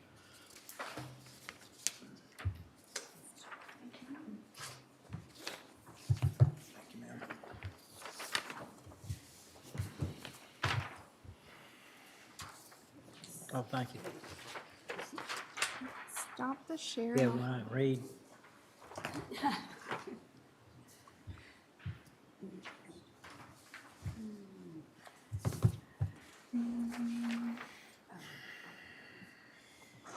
Try to share the screen again. So I've just put these two reports just next to each other so the court can compare them. So I have on the right there, that's a report by department. So these are the departments that on average over the past 3 years have had 3 or more vacant position at a time. And then on the left there with the blue highlights, you can see the actual as of the 24th. These are the existing vacant positions, not including jailer positions. Because I think the jailer positions kind of, Right. there's a different assessment Right. that has been made for them. So I've excluded them from here just to simplify things. And so those highlighted in blue are existing positions that because they've been open for more than 2 years and their department is on this list on the right that has had 3 or more vacant positions on average for the year, would probably be safe to remove a budget for, even though I know the McPubb's deputies, I think there's already a plan to remove those positions. I highlighted them anyway. The court reporter position, I didn't highlight just because it hasn't been 2 years, and also that's more than likely a needed position. So say it again. Are you saying your recommendation, or you're simply pointing out that all of these that are not in blue? The ones that are not in blue, they have not been vacant for more than 2 years. I think the 2-year kind of benchmark was thrown out in the last discussion related to vacant positions. So that's the, It looked like McPubb Deputy Precinct 2 was filled in 21, and that's correct. That's kind of, not 2 years. I it's mean, a different position just because we've had the discussion about the McPubb's. Okay, but that's the positions. reason it's in blue, okay. Correct. We've already placed placeholders in those. In McPubb's those spots, positions. that's what I thought, This okay. is just as of Okay, so, and then, Precinct 1 Deputy McPubb, so those have already, okay. I Right. see what you're saying. So aside from the McPubb's, it's really the system analyst position with IT and a tier 1 civil district clerk position. Say it again, which one? It's the first position on the left Okay, table. Civil District Clerk 1. That position has been vacant for more than 2 years. And then our district clerk is, So you're looking at particular positions and not just the fact that a department has had an open position or 3 open positions for the last 3 years. You're looking at particular positions. yes, sir. Okay, I'm not sure I'm as interested in that as I am knowing that we have budgeted in a particular department forever for 3 positions that have not been filled regardless of what they are. That's what, I mean, I'm not sure this gives me the picture. I'm just being honest with, and maybe I can be talked into a different reasoning. But if a department has had 5 positions open for the last 5 years, and they're not always the same position, but they historically have had X number of positions open, then regardless, we've budgeted for positions that haven't been filled regardless of what they are. You know, they could rotate filling 1 a year for the next 5 years and not make this list. They could never make the list. But when you go back and look at that other list, just by departments, there are a lot of vacant positions that we're budgeting for, that if we took the lowest salary in there, multiplied it times the number of vacant positions and took it out of the budget, I think it would reflect strongly in our budget. But that's how I look at it. I may be looking at it wrong, but that's my opinion. Yes. Not the fact that this year we were able to fill this position, next year we were able to fill this position, next year we're able to fill this position. It's the fact that over a certain snapshot, we've had 3 positions unfilled that we've funded in the budget that our taxpayers are paying for. Right. And I think that's why the table on the right has been included, just to get that overall 3-year average. These are the departments that have, had the vacancies or the 3 positions or more. I think when we get into specific positions, some of these positions do have different functions than others. So that's where it may be more difficult to pinpoint or just be able to do a general, okay, this many positions need to be removed, because then we probably should look at function first prior to eliminating the position. That position for the district clerk, is that the one that he's trying to reclassify? No, ma'am, he was trying to reclassify a file clerk position. Okay. A file clerk position. That position is currently posted. This civil district clerk 1 position has been posted. It's been posted for quite some time. It's been a long time. So did you speak with any of these people when you were doing this to ask if it's been vacant this long? What's the true, do you truly need that? So I've heard, not specific to this report, but I know for the district clerk, there was a mention of during the pandemic, kind of scaling down a bit with the lower activity, but now they do foresee a need moving forward for positions now that the courts are ramping back up. And then Well, really, But if you go back 3 years, that would not be, the front end of that would not be indicative of COVID. right, it was, I had in my report 2022, 2021, and 2020. So it, I guess it's hard to 2019? I think debate Cooper that. came in 2019. 2020, March. November 2019.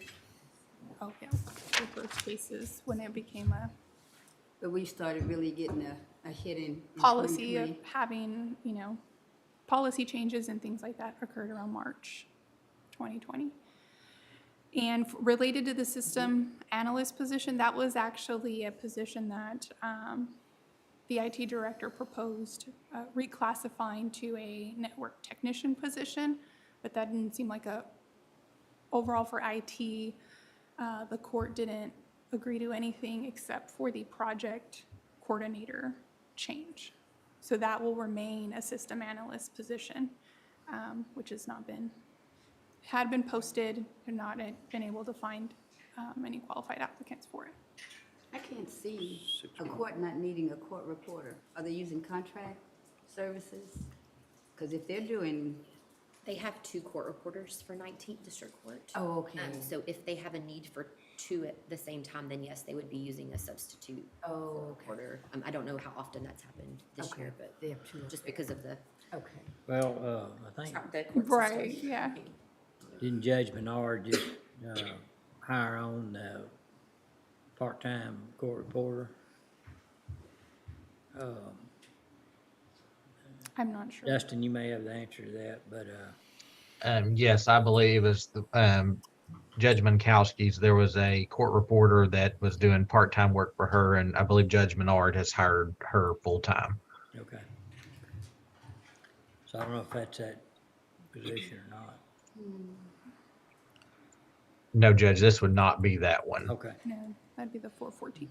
Looking at this bottom list of everybody, I know we've got to get going here, and I want to bring this up now if we want to wait, Judge, to after lunch. That's up to you. Okay, why don't we do that, because some of us need to go back to office before we go to that event, and then we'll come back here at 1:30 and pick up on that. Okay. That'll work. All right. All right, it's 11:05, let's recess until 1:30.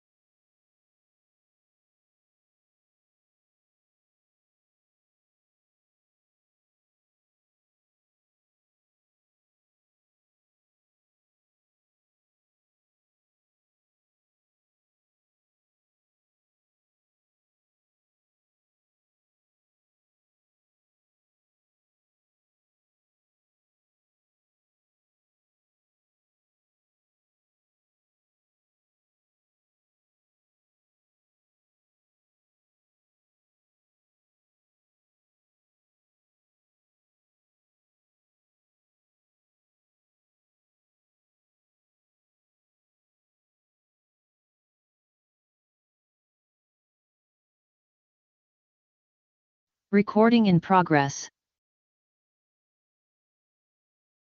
Session? All right, Francis? Yes, sir. All right. So we can pick back up with some personnel issues. I think we were talking about vacancies that have been open longer than 2 years. I know there's different ways you can look at that, different strategies, no right or wrong way. I know it's been brought up, any position that's been open longer than 2 years. And so Anna had highlighted those in blue. We've already taken care of the McPups, and there were 2 others. But then there was the suggestion of looking at more of a department-wide or county-wide, what that looks like. And she had put together a summary on the right side of those amounts. And so it's really just what direction you want to go. If you want to hone in on a specific position and then track that and see, what's occurring with it if they request to have it open back up, over the next couple of years, or if you're literally wanting to decrease the budget in total for just, unspent budget. So an example would be if a department has 3 positions that's been there, or let's say 3 FTEs. That have, some of them, all of them have been 2.5 years, but the specific job may move around. It may be that if we want to look at a specific opening, not a general unfilled positions, then we go and look at that individually. The other would be to look, if they've had 3, take 3 away from them, which is kind of a broad brush approach. Because that might have changed around. They might have had one that every year they had an opening, but it was a different position. And that's what I alluded to. It seemed to, go ahead, I'm sorry, Judge. Well, so, I think going, specifically to that particular job that hadn't been, filled, I would, yes, I'd like to really look at that. I hesitate in doing a broad brush just because they've had 3 openings, over 2.5 years, but those might not be the same jobs.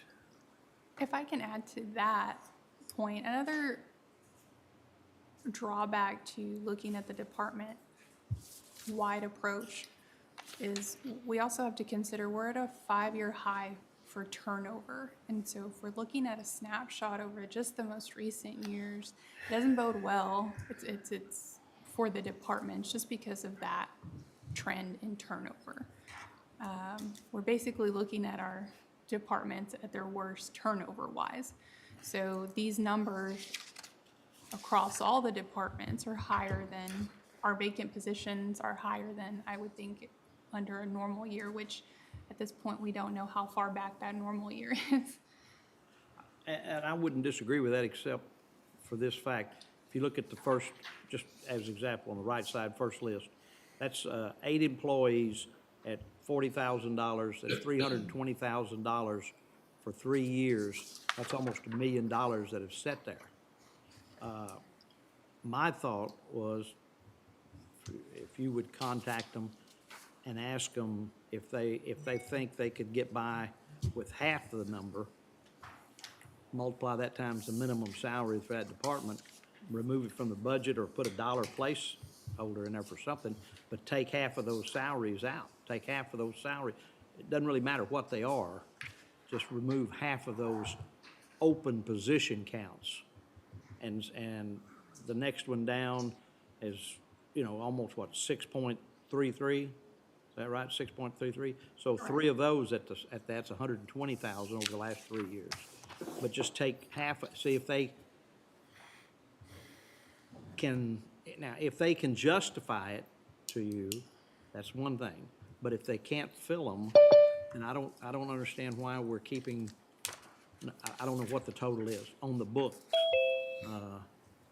for 3 years, regardless of what position they are. Well, I think as long as we get that department head in and ask them, our elected official, ask them why that would be a problem to them. because they may have information that we hadn't considered, so that's what you're saying. Exactly. Commissioner. Yeah, either us or I'm good Anna with that. contacting them and asking them individually if they have a problem with, give them the numbers and just, and I'm not saying take them all away. Give them the opportunity to fill some of them, and if they can fill more of them, come to us. Great, it'd be great. But just to carry them for a year, and I don't know the numbers, there may be $2 million right there. I don't know, I really don't. I guarantee you there's over $1 million. This is our current vacant position list for just the example of the first one on there, the county sheriff's office. And so you can see here the recency of when it was last filled. So May to July are when these exits occurred for these positions. When they last filled one of those positions, one of those, which one we talk, who are you up there with? Okay, that's, okay. So of the 8 positions, the last one was filled in July, you're saying? Mhm, yes, They sir. quit in July.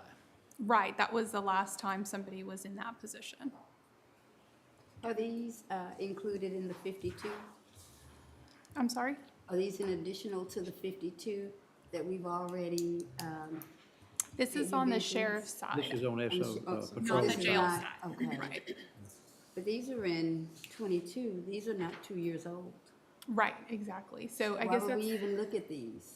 so that's, I guess, the guidance that Okay. we're seeking is if we take it from the approach of the department, then we would be eliminating or putting a dollar placeholder on positions that have been filled within the last 2 years. I guess I don't want to spend a lot of time on something that is really not going to happen. Meaning with those positions, from May through July, and then we spend a lot of time on the methodology of reducing it down to a dollar placeholder and bringing the department head in, when, if they're gonna fill them, we can't save, we wouldn't save that money anyway. So I don't wanna do a useless exercise. For that specific department, the goal I know is to have those positions filled. And we have them currently posted. All those are posted? We're under the same title, but we Right. have them associated with the vacant positions. Okay. Okay. And if we don't want to do anything with them, that's fine too. We move on. That's up to y'all. A year from now, I'll just say, I told you so. Yeah. And you'll have a much stronger argument. But I'm not saying we're not going to. Well, already got an I'm not saying we're argument, not already got going an to do argument anything 3 now. years. And your general fund will be larger than you thought, which makes it not quite a far stretch to hit your goal for the next tax year. I know the district clerk said if we were, and that's just one position, but he said he would be willing to walk over and explain why he needs to keep that one. So what do y'all want to do? I'm good with whatever the court wants to do. Well, obviously, if he's gonna walk over, he's gonna tell us he needs it. And so, we gonna take it away from him when he says he needs it? Yeah, and what do we have to push back with other than? Just won't take it. Yeah, Just, I mean, obviously, so the I think the McPups are they placeholders. They've already been taken care of. they've already been taken care of? That's gone. And then, so district clerk is gonna say that he needs, so that just leaves 2. In the And totality, highlighted in blue. in the totality of the list, I like the idea of reaching out to each department head and asking them if they could take a reduction in, if not all of their vacant positions, any or how many, and then leaving them, if they say they can, leaving them with a placeholder should they come to need it within the fiscal year. I do like that approach. Okay. I don't have a problem with that. How many unfilled positions right now are there? I'm sorry, sir? How many unfilled positions are there right now? Do you want me to include the jailer positions? Yes, and so what I'm looking for is where we started and where we're at right now, basically. Where we started at the beginning of the budget process and where we, how much have we trimmed already? Like where were we last October 1st? Yeah. First, uh-huh. first of the budget. No, what, like, The discussions here. Oh, the discussions discussion, here. I'm sorry. Yeah. Okay. Yeah. So currently we have, and this is as of July 24th, we have 110 110 openings? vacant positions, but that includes jailers. So we cut, We cut 40 and then 40. placed placeholders in 21, 61. So if you put a placeholder and they were filled, then you really only cut 19. Is that what you're saying? You said you put a placeholder for 21 of them? Or, yes, that's the plan. Of the 40? Of the 40? No. 40 are in gone. addition. Oh, the 40 40 are gone, just- so there's and then another 61. Okay. So it's, So it'd be 39 open positions now? we have 50. On October 1, if nothing else happened between now and, if you hired nobody between now and October 1, there'd be 39 open positions. We have 50 positions. Excuse me. I'm going to because- subtract 3 though. We just hired 3 CMAs this week. Oh, okay, So 47 sure, positions. sure. Got a If message, I'm sorry, excluding jailer positions. I got a message from David Ives that they intend on filling those positions that we just talked about previously, that they posted. The sheriff positions? Yeah, the sheriff. That's what we need to know. Yeah.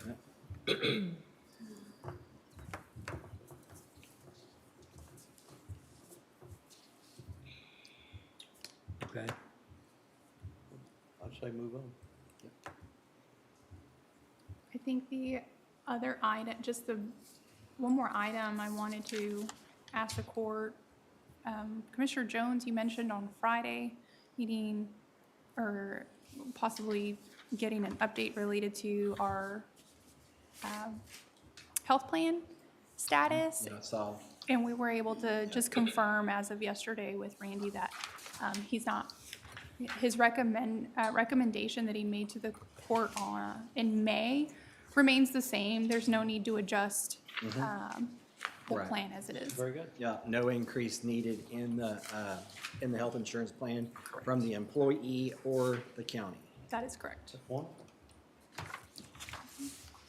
which is amazing. essentially a raise for employees, since they don't have to pay more for their, like most everybody else does on health insurance. Wasn't inflationary. Yeah. That's all I have, Francis. Okay. Thank you, ma'am. Thank you. And then just one thing that we'd already talked about earlier before lunch, I'd mentioned that retiree COLA had to be an even number, a whole number percentage. I think the consensus was we would go with 4, but someone had asked what the difference going 4 to 5, and it is from where we were. If you went down to 4, it's about $95,000 less, and if you moved it up to 5, it's about $95,000 less. I'm sorry, more. Sorry, so it's a $95,000 change up or down from where we were, going to either 4% or 5%. And that's for 1 year, of course. That's the change. That would be the cost of the change of the rate. So how much would a 5% COLA cost? So that would be roughly, the change in the rate, and then it gets extrapolated Oh, onto all the yeah. positions, but it's So about you can't 900 multiply, huh? Oh, go ahead, sorry. Go ahead. It'd be about $932,000 in year 1, changing the rate. From 4.5 to 5 Yes, sir. would cost, the 5% would be 932 and the 4% would be, Was 838.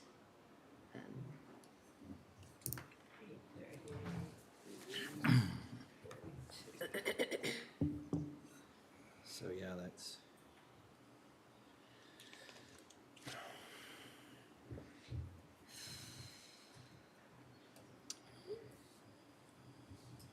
I stick with my 4%. Any other thoughts before we? Can I see what it looks I wanna like wait on and the see. spreadsheet? I'm gonna wait and see how we wash out with all the things that we're that we're trying to, and we've got an ask from the zoo, we've got talking about dropping the rate, there's a lot going on that's still fluid, and I would like to wait. Okay. We'll circle back to that. We can go ahead and move to the discussion on the zoo, but I Okay, wanted to just, Before you go there, let me see what it looks like on the spreadsheet. sorry. Okay, that's what it looks like. We moved it back up to the no new revenue rate, or the preliminary no new revenue rate, of course. Okay. Still waiting on numbers, but just moved it there just so you could see. Okay. So at 4%, I'm sorry. Where was 745,205?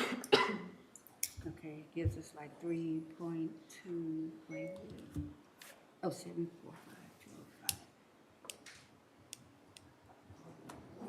Okay, and at 5%, okay, we have about 3.2. I'm sorry, Haley.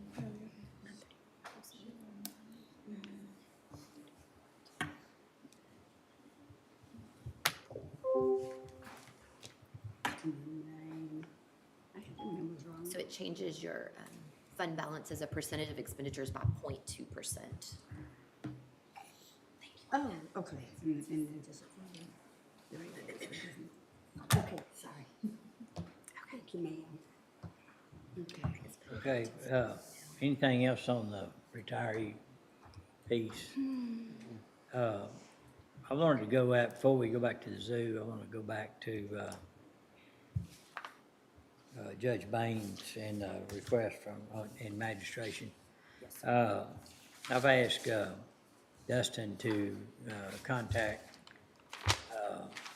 Mike, and I think you're already working on agreement, what all we can do and get with, you, Francis, and HR, cover all those bases. But if you have any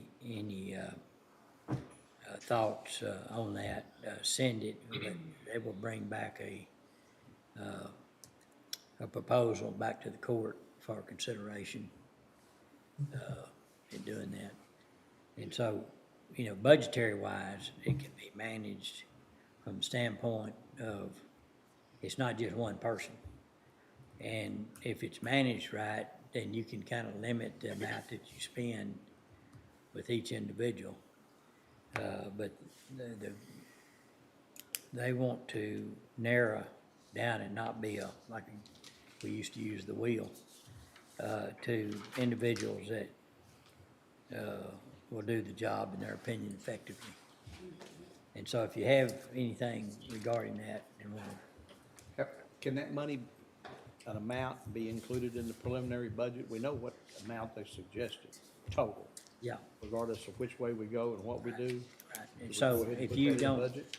so if anyone doesn't agree with that amount, which Francis gave it, then we can talk about that now because we're in the budget discussions. Right. So, That amount was? 125, wasn't it? So it was 65. Plus 25. Was 25 plus maybe a new FTE. Well, the judge, we're gonna, I think, talk back with the jail on whether or not they could handle the. And well, that is, yeah, okay, so that's a good point, thank you. The FTE needs to have separate discussion. I don't know, I think, I mean, you're probably gonna need more than one FTE to cover that amount. Well, they're doing if it. I understand it right. They're done out there right now. Yeah, if I understand it right, first thing is the qualified people would pull the reports and get it to the magistrate and their staff, if that's appropriate. And then that document, something has to happen to it. I mean, they're gonna make their decision in magistration. And so that needs to be documented back that they did this magistration inside of Senate Bill 6, all the regulations according to that. So I'm not sure about the staffing needs around that. But if we can get most of that pulled at the jail, and most of the counties, Commissioner, you were sitting there, said that, we've got the jail pulling these reports. So they're just pulling the reports, and informing the magistrate. But then there's action that has to take after that. The report has to go with, the decision, and it's got to come back into indigent. Yeah, once the decision's made by the magistrate, then that information's got to be entered back in there again. So, right. So if it happens, so in the future, somebody has access to that information if they need it. Well, and they want to, and so. But the process is being done now. I mean, we're almost sounding like we're trying to reinvent something that's already working. It's already being done. Okay, so And let me Judge- finish my thought, because that's gonna answer that. So what we need HR to do is go back and tell us what work's created. And can we handle it, do we need that? And so HR needs to look at that.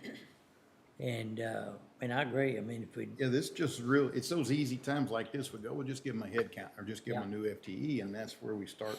well, it is a big thing, according to all the judges and commissioners at that meeting, that it is gonna put more work on, but I don't know which areas. And if, just pulling the reports, just seems like that's, the jail won't be able to do that. Would that FTE, if it were created, would it be under the SO, or would it be under the judge? Well, it's the judge that's gotta get the data put in, but that's why we need HR to tell us that. See, I thought all we were doing was replacing whatever, whether it be Brian Richardson or Judge Bain. I thought all we were doing was looking at 3 people that could get into a rotation to replace him. Well, but also the workload, and that's one thing Richardson was worried about.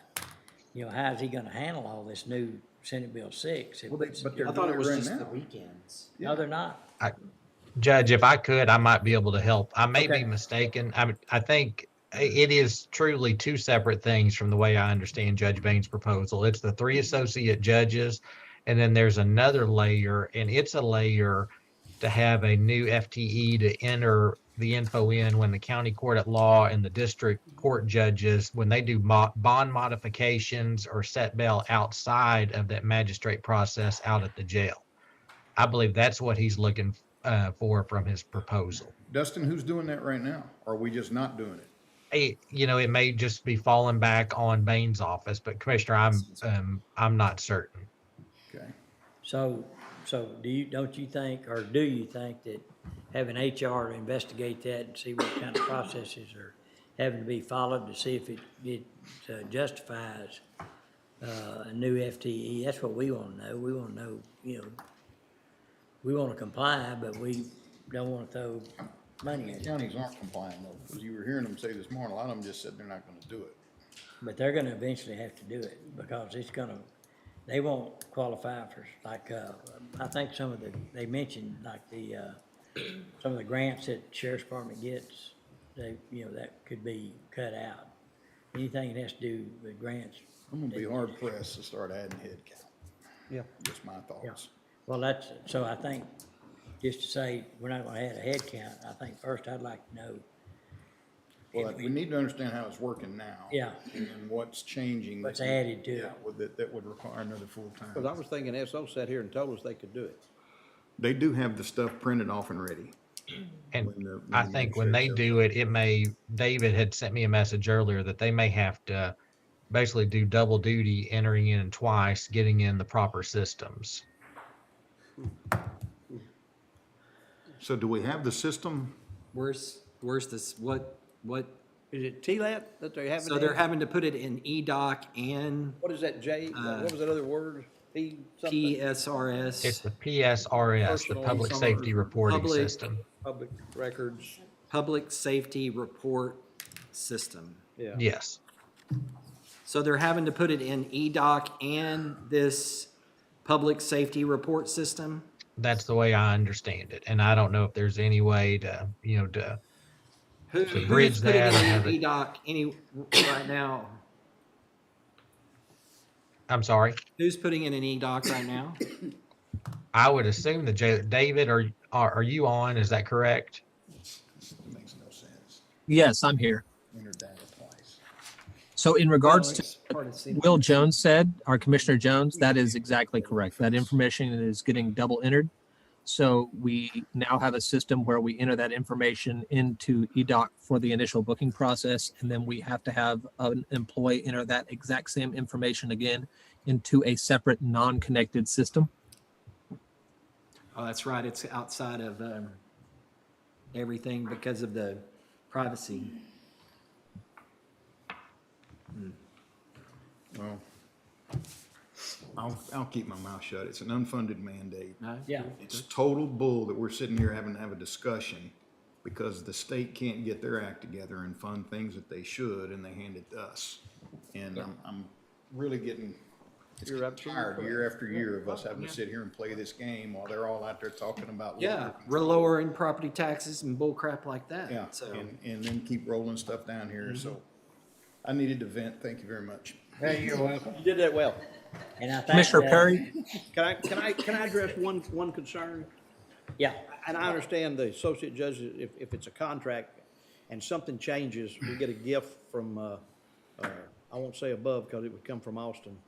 So it'd be below, wouldn't it? Because it's lower than, it's anyhow, south of us. Come up from. yeah, it's not coming. And we say we don't need the contract anymore, so we can end the contract. But once you create associate justices, how hard is it to get rid of them?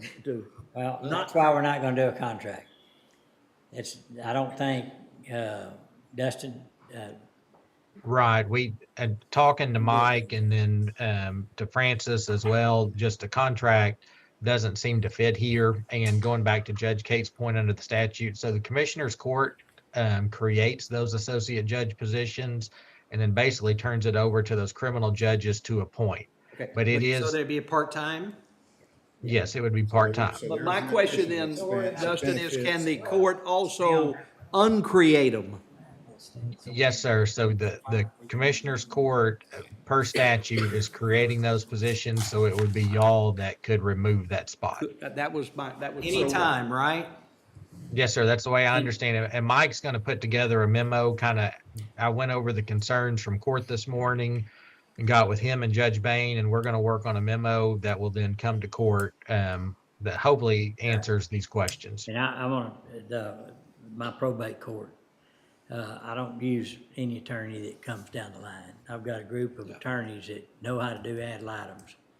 And so I go down the line, and if one, and this has happened, if one was not doing it the way we want to do it, or we didn't like what all was going on, I fired them. And you can do that several ways by notifying them, or you don't call them back up.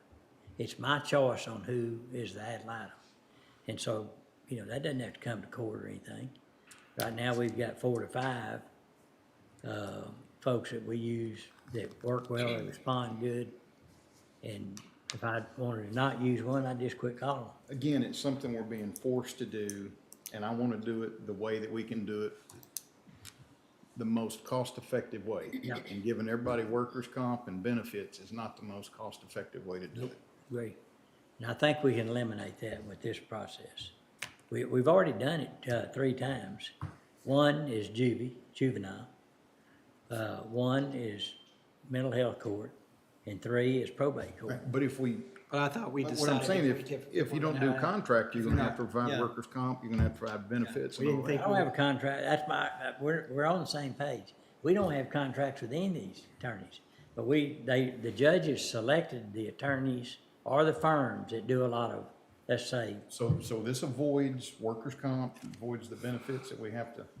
no, I pay, So you're talking about, you're talking about like they're just, this is just like the indigent pool, basically. You're gonna pick. it could be. You're gonna pick 3 out of there. Yeah, or more than that, probably. Uh-huh. I mean, it could be 3.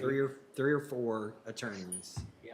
And say magistrate for us for certain amount We'll per, pay you per magistration. per magistration.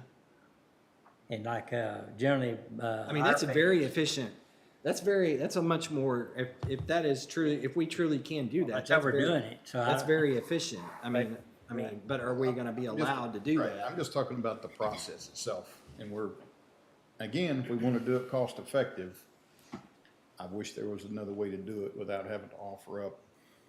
And correct me if I'm wrong, you're saying no, but if you hire them as part-time employees, you've got to offer them that. Well, I don't know why, I think they have to be named, they have to be, Dustin, so if we select. I think, Be offered benefits. According to Sorry. Cates, Judge Cates, he said they have to be magistrates. yeah, so the criminal court judges, the criminal judges would assign people to those spots. So they would be just like Judge Bain, Judge Hodges, and that they would be employees of the county.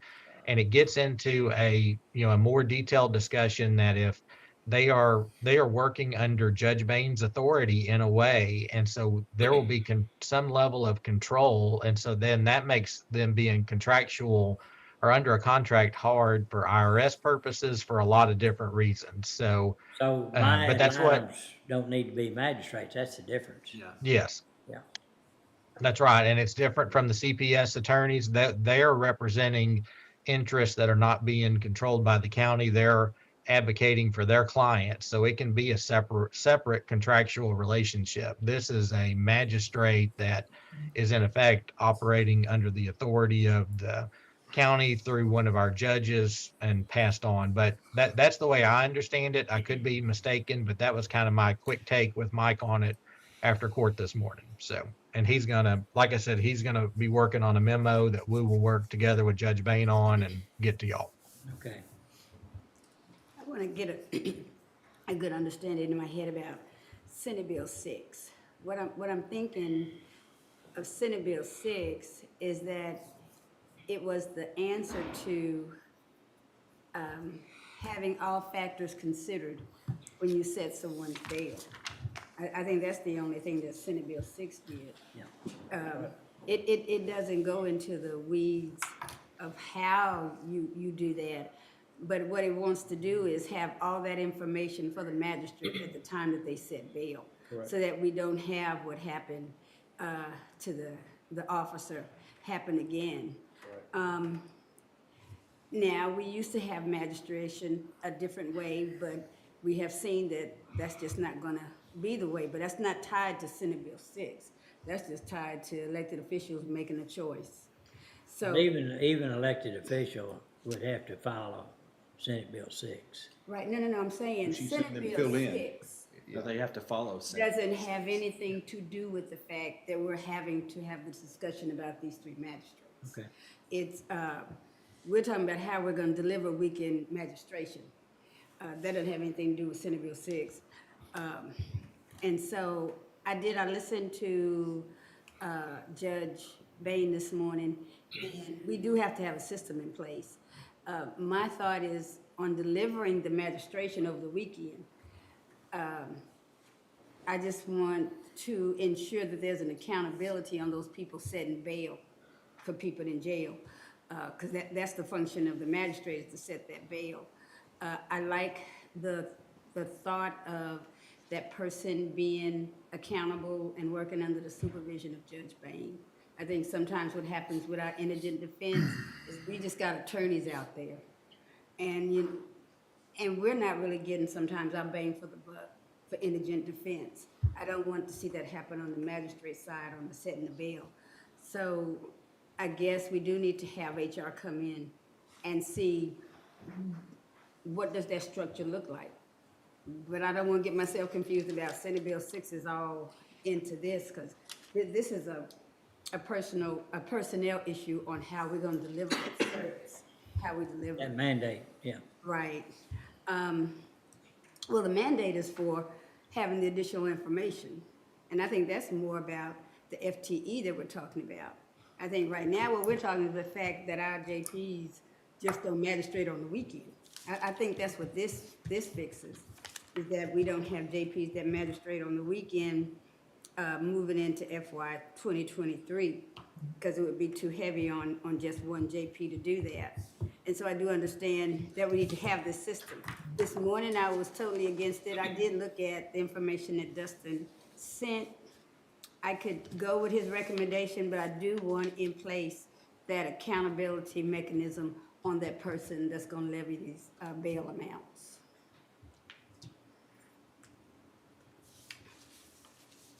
It can't be just any attorney, because they'll have to complete, what, at least 10 hours of training, what it sounds like, before they even, 4 years of experience.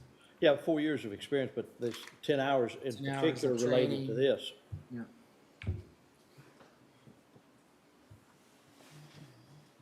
So for the budget, lots of specifics that need to be worked out, but we went ahead and just put in the 90,000 in there, just so, gives it a space in the budget, no matter what that may be for, or Okay. we decide against it completely, but at least that kind of lets you know what that would look like with that in there.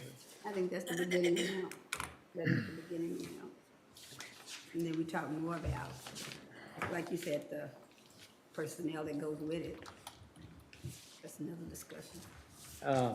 Okay, I would like to, before we forget it, go to F, under F, additional items for discussion. Go to F1, approval of order to acceptance of certain property donated by Robert Cameron. Carmona? Carmona.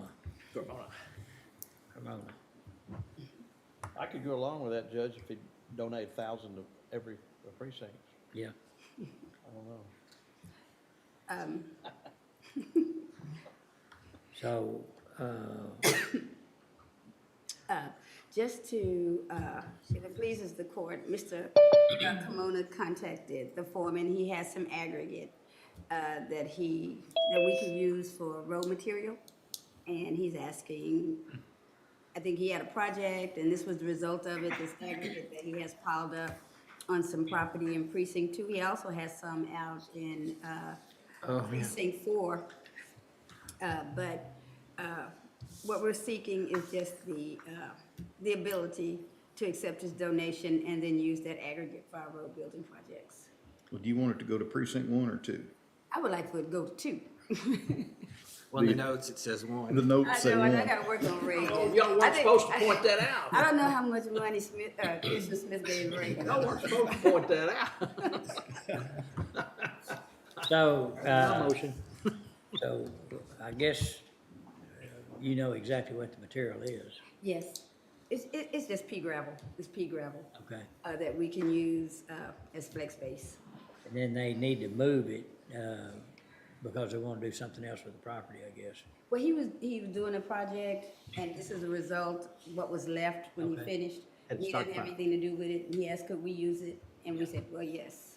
Okay, and then you'll go pick it up and haul it and all Yes. that. Mhm. Okay, all right. So if there are no objections, I would make a motion to approve the order accepting the property donated by Mr. Robert Carmona, For precinct 2. for precinct 2. Okay, Second. I had a motion, second, any other discussion? No other discussion, all in favor say aye. Aye. Opposed, pass. All right, I will make one mention, and I don't know if it's still available, but there was quite a bit of spoils, out in the, eastern, out at the, industrial area out where Sanderson Farm Road that we need to move. If anybody's got an interest in that, it's just soil, it's not aggregate or anything. So, A dirt, like field. dirt, yeah. It was, We'll go look at it it. came out of, they had to construct a retention pond and it may not be available, but I bet it is. But, The other location is Crawford, Commissioner Perry. Is it the I don't believe it's Crawford. Crawford? And I'll send you the text from Mr. Carmona. We're not gonna drive all the way to Crawford.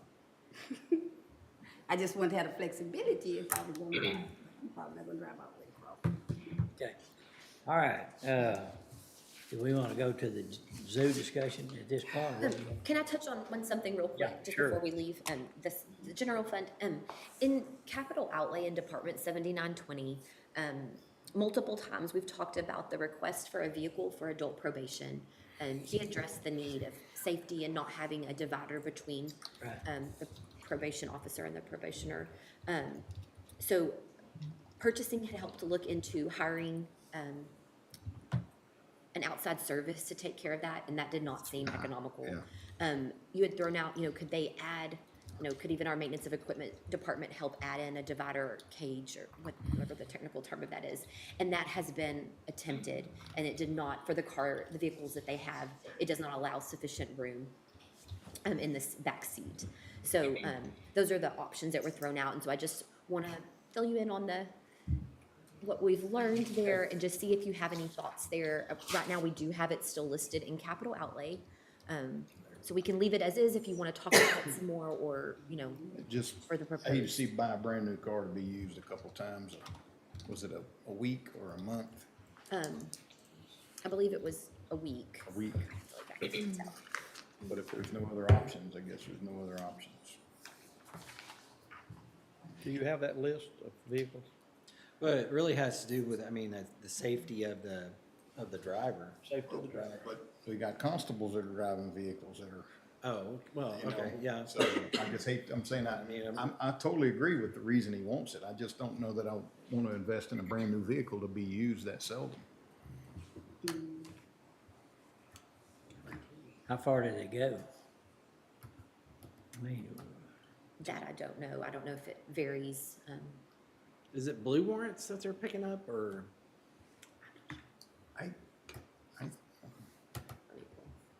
it's not, Let's see, because they don't have the I didn't know if they were same picking up or authority criminal. transporting. Yeah, they don't have the Right. authority law They're enforcement. not bringing them in, they're going away. They're taking them somewhere. I'll reread from his secure offender transport vehicle. While updating the CSCD safety policies and procedures, we came across an issue that is a bit unique. Most CSCDs in the state do not give community supervision officers the option of carrying firearms. We do. Likewise, not all CSCDs transport probationers to secure drug and alcohol treatment facilities. So drug and alcohol treatment facilities. Some rely on local law enforcement to do so. We currently transport offenders to distant, secure facilities and send officers in at the very least pairs. One or both of the officers may or may not be certified by the director to carry a firearm. While the probationers are not under arrest, they are transported following remand to jail pending placement in a facility other than a state facility per a court-ordered condition of supervision. Once the facility advises the CSCD of a placement date, the supervision officers will report to the McLennan County Sheriff's Office, jail booking, to book the probationer out and transport to the facility. Typically, we transport at ratios of 2 probationers per 3 officers, or 1 probationer per 2 officers, with at least 1 supervision officer as same gender as the probationer. A mouthful. The probationers are not handcuffed during transport. Regardless, we utilize CSCD vehicles to transport the probationers approximately once or twice each week. We attempted to retrofit our vehicles to install barriers to ensure that the probationer is in a secure area and cannot attempt to overtake the officers. The result of installing the cage left the secure space too small to effectively transport an average-sized person. Without secure vehicles, we are faced with deciding whether or not to allow officers to carry weapons during the transports. all right, Ken, are you available? I think you. Yes, wanna add sir. a couple things. I was gonna say that, and I'm sorry, they got construction going on next door. I was told that most of their transports are going to Lubbock and to San Angelo, this past year. So, They don't. I think So that, far- San Angelo? yeah. Really? I think that makes all the sense of why they need a better vehicle. That's a long trip. Yeah. That goes back any of my And, doubt. and so far this year, they've made, or at least when I talked to Chip, they've made 20 trips so far this year. But again, a little bit lesser number than maybe what you were thinking. That's about 3 a month though, isn't it? Somewhere in that neighborhood? Close to it? Yes. Yes, sir. Okay. Well, I don't know what we can find with, things being so tight, but I do not like putting used vehicles in service myself. Well, if it was local, I wouldn't have a problem with it, but going to Lubbock is a different story. So we'll leave as is for now. Okay, perfect. And then just real quick, I just want to show you what we've pulled based on some questions about replacing vehicles. And I think that once I kind of dug in, I think it's gonna be something that needs to be a longer drawn out conversation. And, you know, the way we keep assets, when I pull them and I can show you what was purchased and what was retired each year. Sorry. But it's hard to say, you know, and this would just take a lot of manual work, and we can definitely do that. We just need a little more time. You know, the retirements, are they all just based on time that it was time for it to go? Was it before its time? Was it totaled? So there's different reasons for retirements. And so what I've pulled is just the last 5 full fiscal years. So sorry. And you will see what we've purchased and we've retired each year in total. And then at the bottom, just a running vehicles at year end. And you can see that that has increased. We have increased positions, of course. So that's one reason for the increase, but you can see where the total fleet has increased. You know, when we gave,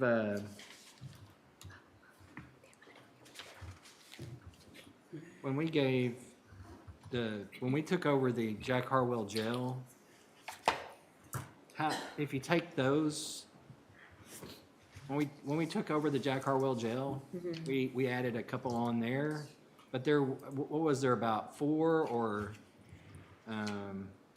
For some reason, So- 2 is in my head, but 2. that may be. No, we gave their commands, I know their command staff has, Doesn't show it. Jack Harwell, retired 1, retired 4, retired 1, purchased 1, retired 4. so we took over that in 2020? October 1st, 2020. Tradition started in 2019. See, and I think,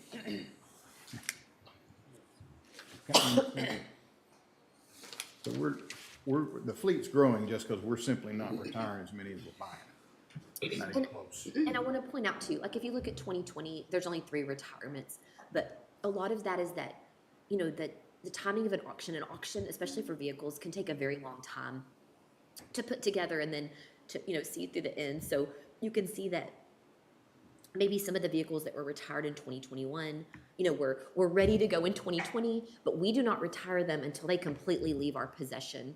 So, you know, sometimes that can be a long process. So just pulling information just based on actual acquisition date, retirement date. That's what I'd pulled for you. And so again, like I said, I think there needs 22 to more be- cars from 2019 to 2021 in our fleet. Where did they go? Well, so like, I'm assuming that what you just said is that so we haven't retired all of our 21 vehicles. We're not done with the retirements in 21 yet, correct? Yes, it's probably, you know, like in 2022, you'll see, of course. So in 19, we retired 25, excuse me. And so. This is where I want to really I just scrutinize wanted to- these more and I give want- you some more I just wanted to details. bring it to everyone's attention that. Well, there's a net 45 vehicles in the fleet. Just in the SO, there's a net 45 vehicles in the fleet over what we retired. And, you know, and sometimes, you know, those may be transferred. I know we have transferred some from time to time. So again, things you can't see here, but I want to provide you with some further details. Just don't have those right now. But I just wanted, since you had asked, I went ahead and show you what I had pulled. Okay, so on the details you provide us later, would it be possible to provide us with the number of vehicles assigned to every department? In other words, how many are actually belong to that department? Oh, yeah, that's what we keep up with. And then how many personnel are in that department? Yes. Yes, and if you track them and you saw that, you know, they added 5 positions one year, cars maybe went up 5 cars, so things Well, I'd like that to- to I'd like to correlate. see. Yes, sir. I'd like to know So, vehicles assigned to each department and the number of employees in that department. yes, so some things I think internally that kind of skew these numbers, so that's where I just want to give you some more detail. Just wanted to go ahead and give you what I had today, that's just literally based on acquisition date, retirement date, and so you could get a grasp on that. But we'll have some further discussions on that in the near future, for sure. Okay, so I think then, moving to the zoo discussion, we needed to come back to permanent improvement anyway, so I kind of want to roll these up together. So I we- thought, oh, go ahead. But I was just saying, maybe a place to start discussion, and that's about where you were going, is, let's just say that the court thought that's something we ought to do. Where would we get the money? Yes. Let's answer that, just so no use working and we'll get to the end, we don't have the money. Yes. So- So if you approved it and wanted to go through with the full ask, with all the alternates of, it was 3.35 million. You know, it would need to come from permanent improvement, and, you know, when you look at we have Fund 401. Fund 401 is funded through a portion of our M&O rate. So, you know, when a taxpayer gets their bill, they see the INS portion of our rate and they see the M&O portion. They don't see it on the bill. We further break down M&O between permanent improvement and general fund. Currently, the way we have it set up is that permanent improvement is receiving roughly $1 million of the M&O revenue, of the M&O levy each year. The projects in this fund have been relatively low, but we have been using bond funds for, you know, projects ongoing. So, I think, you know, if you look at this and you look at that top section that she's pulled up there, even with the projects that TJ had proposed to you a couple weeks ago, and having $1 million contingency in there, we would still be left with right at $3 million of fund balance. So, you know, I think you do want to keep some fund balance in this fund. It's up to you how much, but it's there. If you have a project that comes up, you don't want to go out for debt, you could use these proceeds. So my thought is for this year, if you go back to the general fund and we're sitting above our fund balance goal, that you would adjust the M&O rate for 3.35 million of the levy, to go to this fund. We would budget for that here. Then go forward next year, we would adjust the rate back where general fund was getting that levy again. Yeah. And then, of course, you can lower the rate or do whatever you need to. Yeah, so you replenish it by adjusting the M&O rates going forward. Yes. So, and literally what you're doing is when we've been looking at that amount that we're over our fund balance goal, it would be taking that amount, moving it into this fund and allowing us to spend it here as a permanent improvement cost. So we would take the amount that's equal to the percentage over 33%, move it to this fund, and use that money for permanent improvement. So just the 3.5 million. Just the 3.35. Just the 3.35 from that. Yes. So Yes. what- And then that still leaves you with the decision of the remaining amount over your goal in general fund. Do you bring the rate down? Do you pay off TCDRS? Do you just let us come in at a higher percentage? There's that option, you know, but still, there's sufficient funding there to adjust the M&O rate to go, for more levy to go to the permanent improvement fund and then cover that cost. Would without that eating into your fund increase would that increase the rate? The tax The rate? no new revenue rate? No. It would not. It doesn't influence Okay, it at so, okay, I see it very clearly now. Okay. But you're talking about taking above the 33% would be gone. It'd have to go over to the permanent improvement. And we'll go back to Well, you're that about- general fund. After today's changes, we're about 6.2 million over the 33%. That, if I'm correct. So if you did something like that, of course, it's gonna affect your revenue. Oh, but and I just put for, in some- but just for just for this purpose, we can add in at that bottom and just back off 3.35 million, and you'll see where that would put us. So it's not an expense in the general fund, it's actually decreasing the revenue and changing the balance of the revenue over to permanent improvement.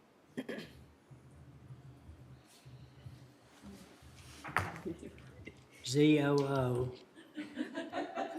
space question mark.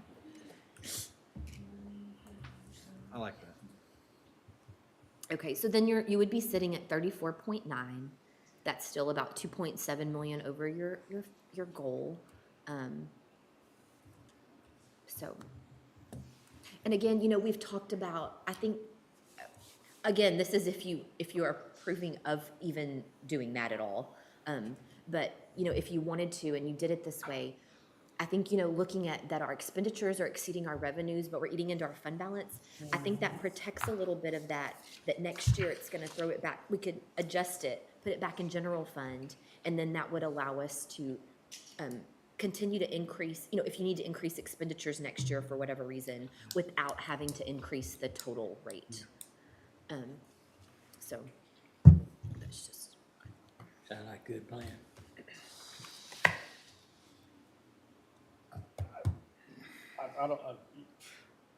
Let's talk about economic development. How much money's sitting in the economic development fund? Well, there is. 17 million? Yes, however, I'm not an expert to speak on this, but, some of that is committed for projects to be completed, which some of those can take long periods of years. But the way I understand it too is that there needs to be a balance there for them to make offers. Can't make an offer. Yes.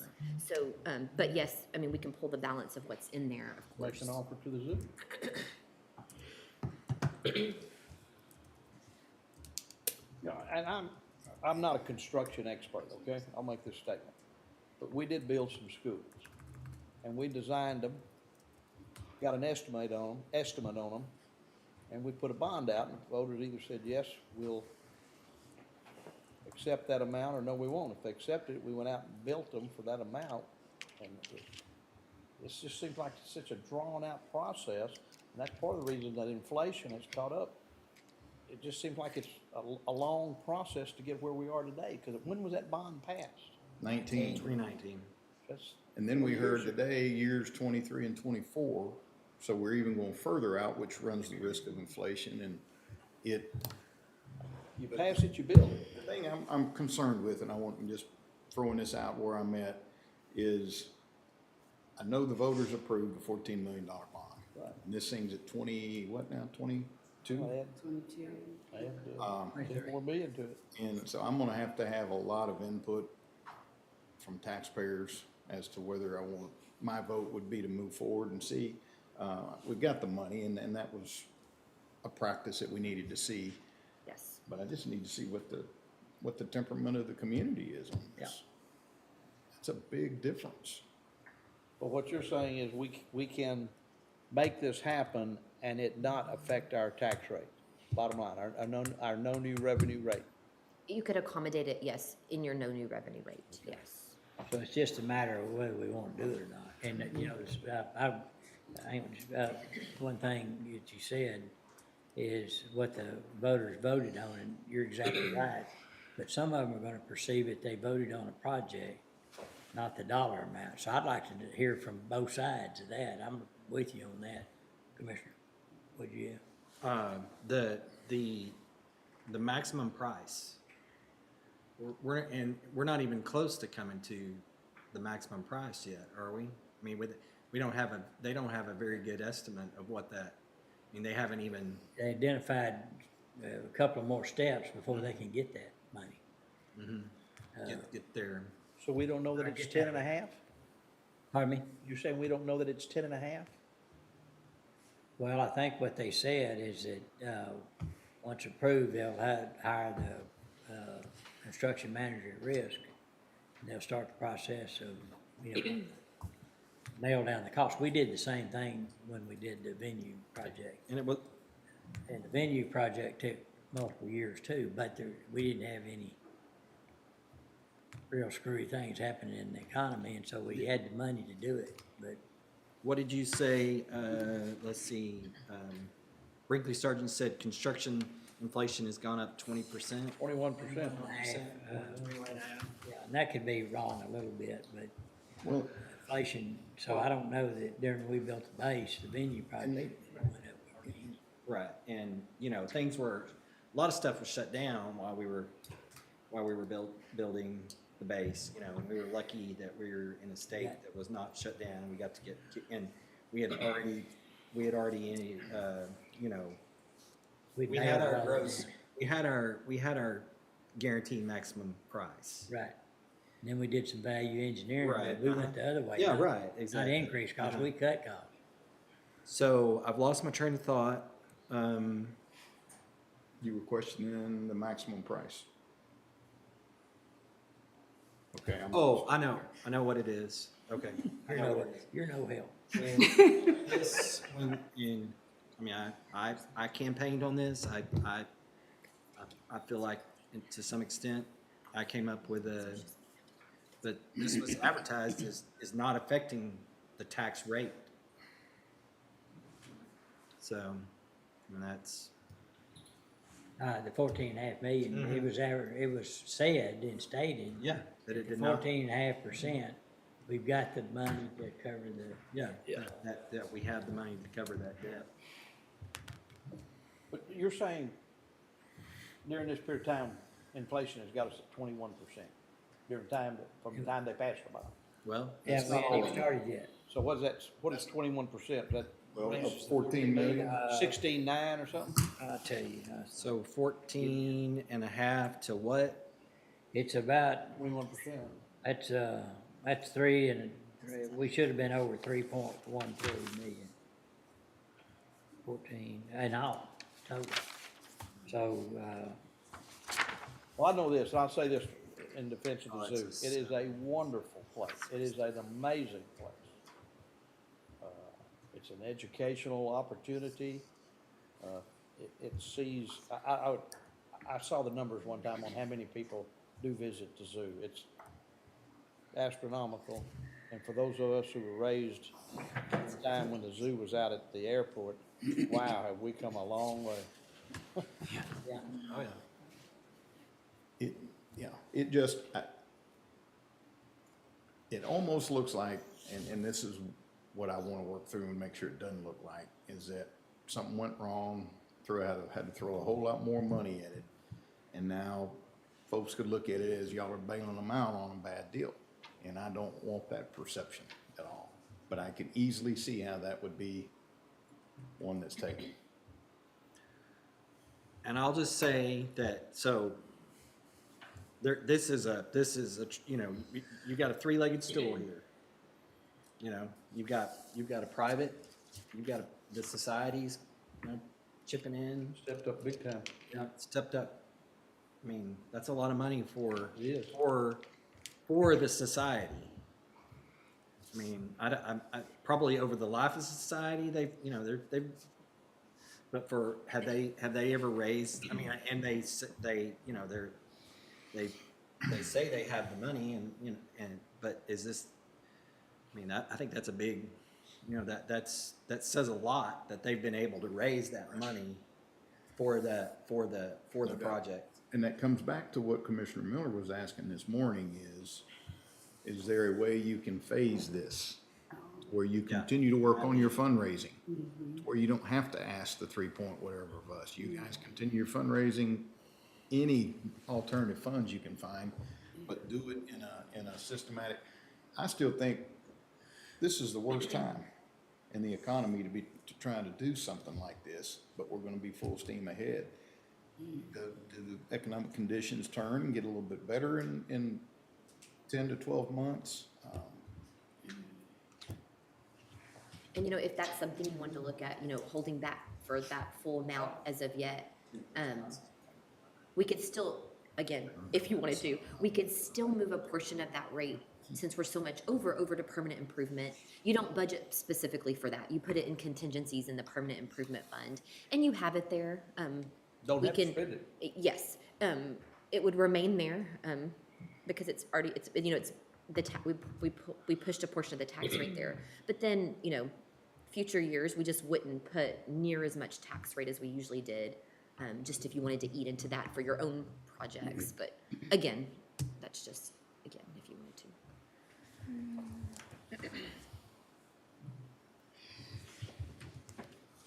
So I guess from here, we got to get feedback from the community.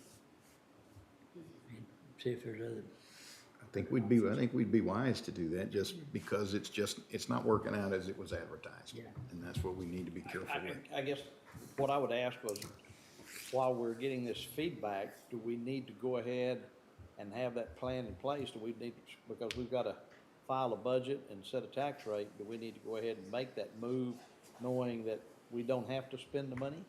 No, so this would be my recommendation, is that you've made a lot of progress to get to your proposed budget. We still have another month that you can chip away at it, adjust your budget. Okay. So I would say decisions you've made to this point, that becomes your proposed budget on Thursday. You definitely want to stick with the no new revenue rate, from what I understand. So you propose the no new revenue rate. You can lower that down as the month of August goes down before you actually adopt. That way, that gives you a month to decide on this piece of it, as well as some other pieces that we've been, you know, throwing around different ideas on. But, you know, I know that y'all want to stick to no new revenue. We do, So, and I would sure like to know what it is. so I think that gives you a good baseline on Thursday. And I think that speaks volumes that you're, you know, going with the no new revenue rate, so. I want to ask you a quick question. On the TCDRS, if we plug in the 5% COLA for retirees, what does that do to us? And do you need us to tell you 4 or 5? So CDRS can't do fractions, so we have to go either 4 or 5.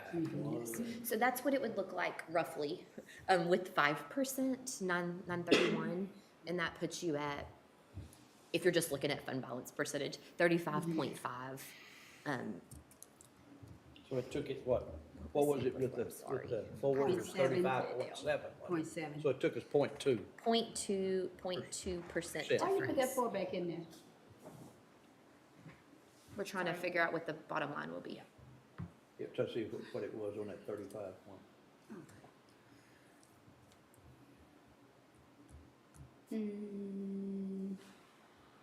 I'm inclined to help the retirees at the 5%, especially with the fact that we're looking at coming in with the zoo at 3.3 million. I think I don't want it to look like we took money from retirees to give to the zoo.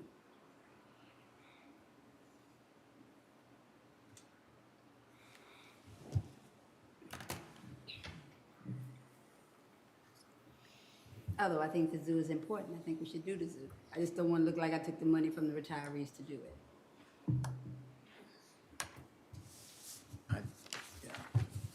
I'm not even looking that way. Well, I'm just thinking, I just want to use caution in all of this because we have cut more this year. Yeah. I'm telling you, we're used to this big fold coming back in at the end of the budget year. It's not there now. We've cut it. Oh, yeah, for the ending So fund balance if you next year. expect, well, it'll be just like last year and we'll have this big influx of cash coming in. We're not. We took care of that this year.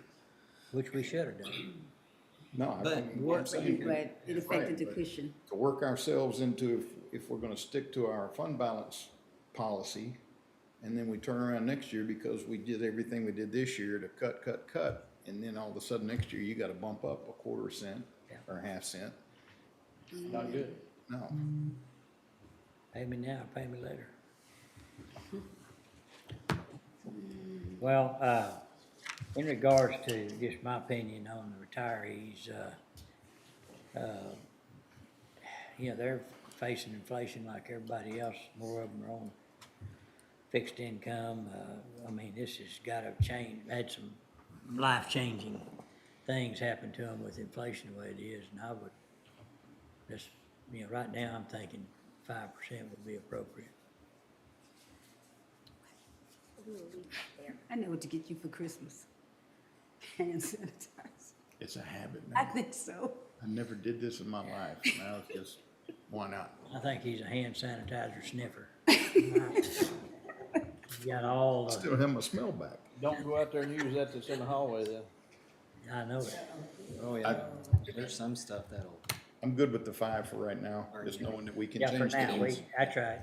And, you know, Yeah, something for now. on the TCDRS decisions, you know, we have to set a budget now, so we budget for what we're gonna think we're gonna need.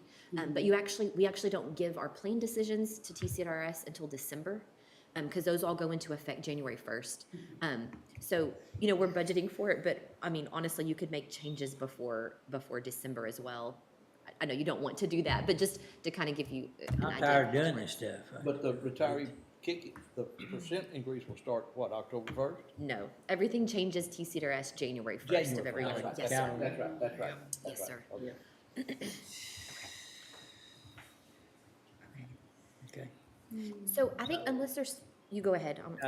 So is everybody okay with getting feedback from the community on, where we go with the zoo? Okay. Okay. And then, When somebody calls you, just consider and the then we need source. to, I mean, I would hope the body would be willing to negotiate. If we don't do 3.3, what does 1.5 look like? What is? Okay. Okay. So we'll pull that out for now, and then, you know, we'll build the proposed budget document based on these decisions that you've given us. Of course, still some things that we've got to work through in the next month. But I think I this just gives. want to point out one more thing on the retiree COLA. You know, and you can take this for what, you know, whatever it's worth, but I think Social Security is giving almost 10%. Yeah.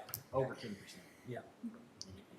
So you can take it to mean we should give more or we should give less because, you know, Social Right. Security's going up. And, you know, those are things that we can consider anytime between now and last day. So like I said, we'll work on putting that document together so that we can file it. We're, of course, awaiting the final tax rate calculation. So as soon as we get those, what we'll do is we'll update the sheet and I'll shoot it out to y'all so you can see what that looks like. And then, of course, we can revisit that on, and we can meet tomorrow if you want to. I don't know if we'll have them tomorrow yet. But Thursday morning, of course, we can look at that as well, have as much discussion as you need. Just a few things I wanted to point out, though. So although the budget's not final until the end of August, we're loading in a 9% COLA on most employees. That includes elected officials, so elected official compensation letters will also go out Thursday afternoon. And so once those go out, it's locked in Is that published? until you, I'm sorry. Official, that has to be published. When does that happen? We have to get through the grievance period. Okay, And then, once that's all occurred, then we'll publish the increases in the newspaper. So that one's kind of locked in. If you decide to change it, then you have to go through the process again. So I just wanted to point that out. Of course, if you vote on the no new revenue rate, you can decrease it from there. You can't increase it. No tax rate hearing is needed if you go with the no new revenue rate or below. So those are just things I wanted to just point out before Thursday. I have one other matter I wanted to touch on for permanent improvement for Fund 401. So,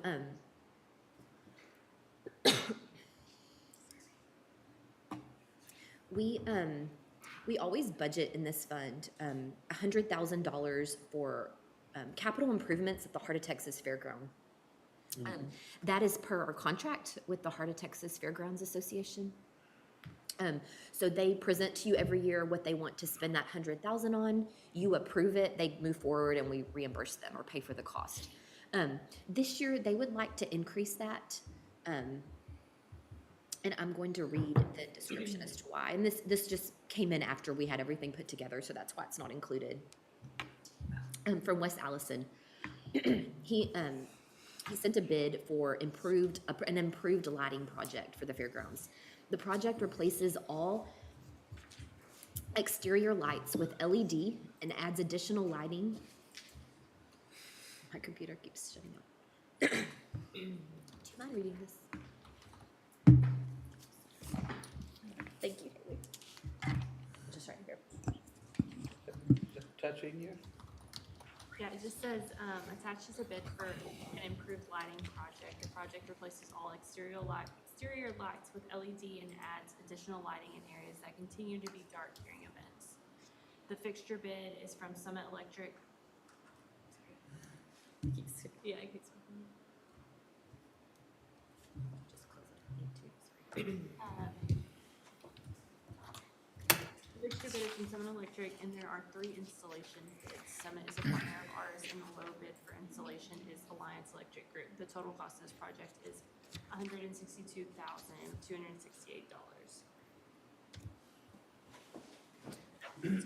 So I think that's the project that they're looking for this year exceeds that 100,000, so they would like you to budget for that. I think it cuts, utility bill too, but that's their ticket. But reminds me,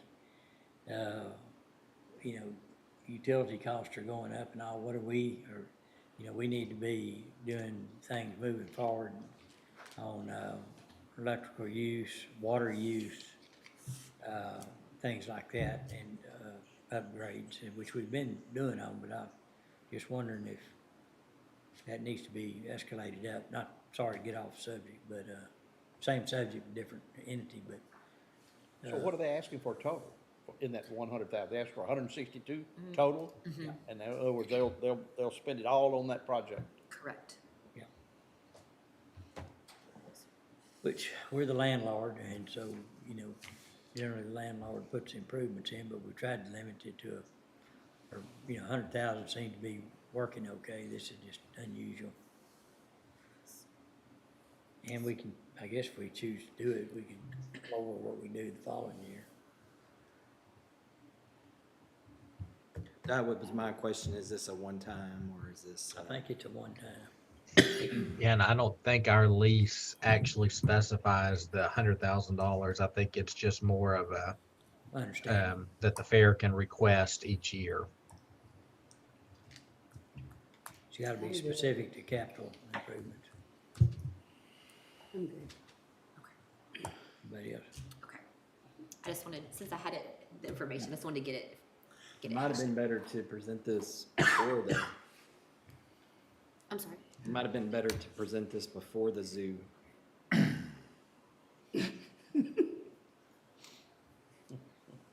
Yeah.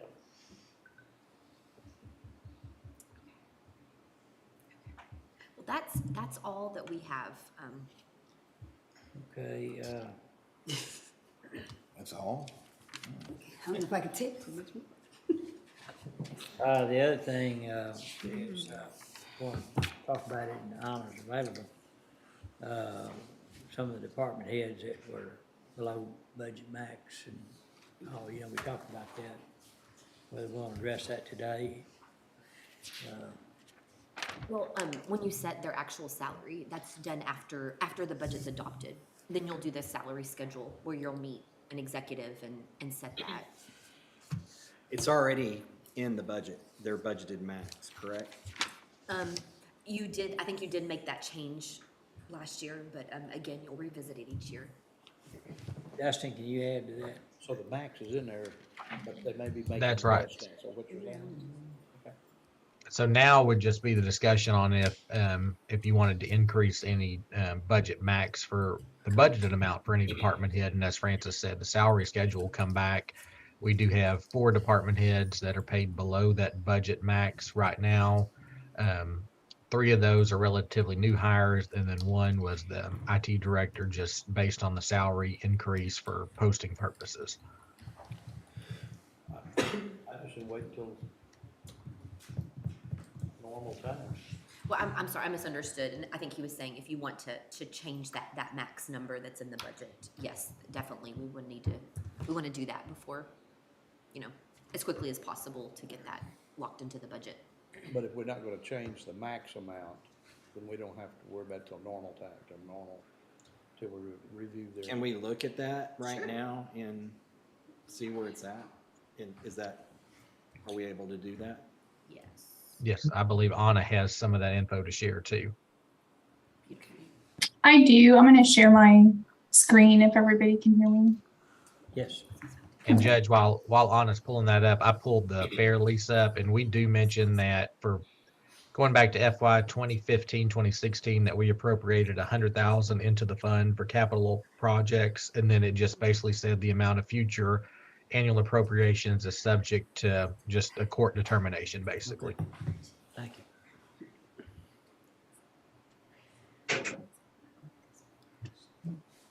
So I have all the department head positions up, and I've included the last date of a non-COLA related salary adjustment. This column here is a current budgeted amount, and then here's the difference of budget and current salary, and then this last column is the average comp ratio for each position.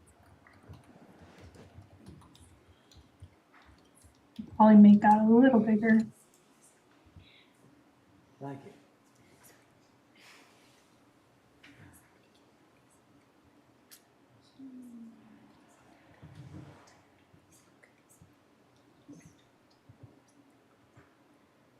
Without too many details, Anna, why are the maximum current budget amounts different for,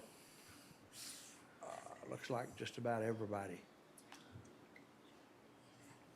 Is it based on comp somewhere with comparable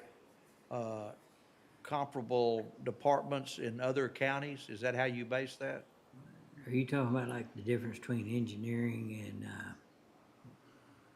and, Well, when you look at current budget, We just never, we just always kept that budget there when there's been turnover and things like that. they're just a whole, I mean, it goes from 67 up to 132. Okay, so I just wanted to be sure I understood. So you're asking why the budget amount, Right, yeah, Okay. the maximum budget amount difference between position is because of like the number of people that they oversee and comps with other counties and so forth? correct, it should be based on the function of the position, how it compares in that specific industry, and also how it compares to other or similar county positions. Also, they're assigned different pay grades as well. So I included the pay grades. It's this column here. So just because they are all technically department heads, they are assessed at different pay grade levels as well. So there's a few factors that would cause that difference in the budgeted amount.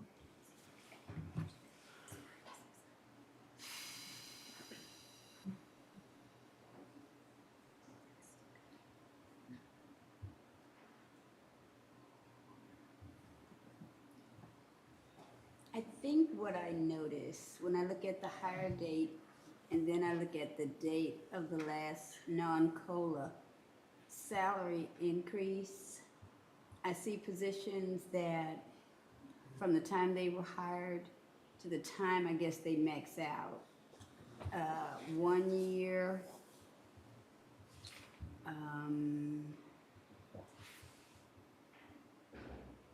within a year, that looks like 3 months. And so my question would be,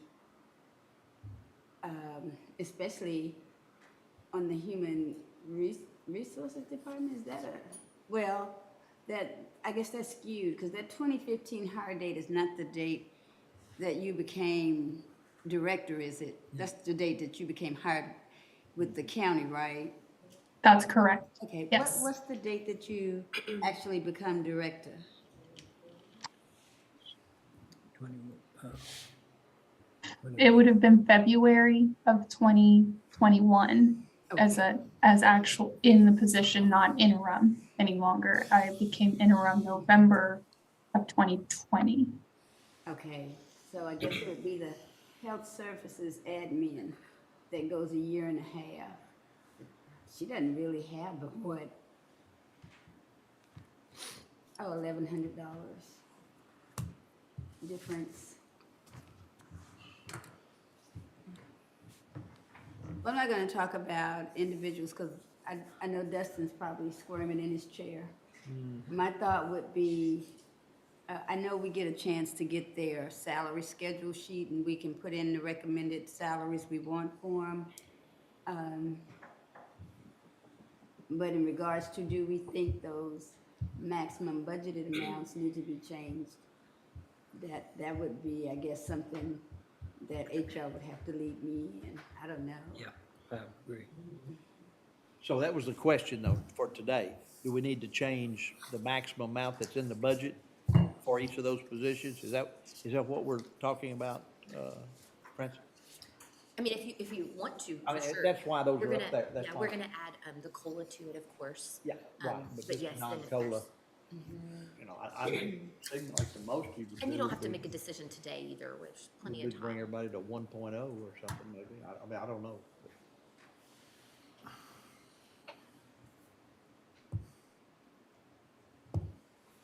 Okay. Any thoughts, Emma? Sir?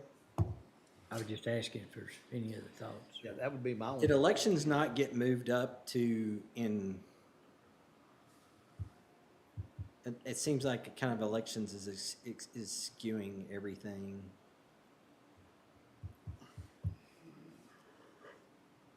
They were in February of this year. Right.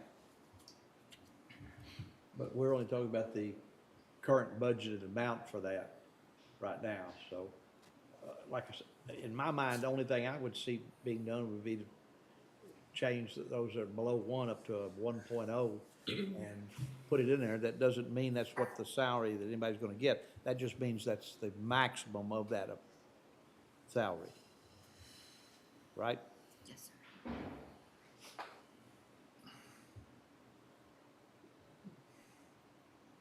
That's my 2 cents worth.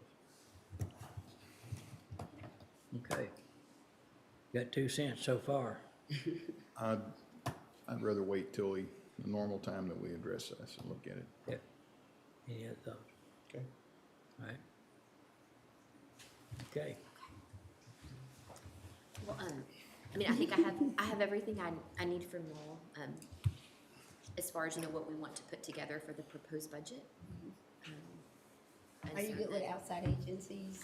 Pretty much good with, do we have anyone that, I saw the list for the first day. Is there anyone that's not on that first list that we still have to invite?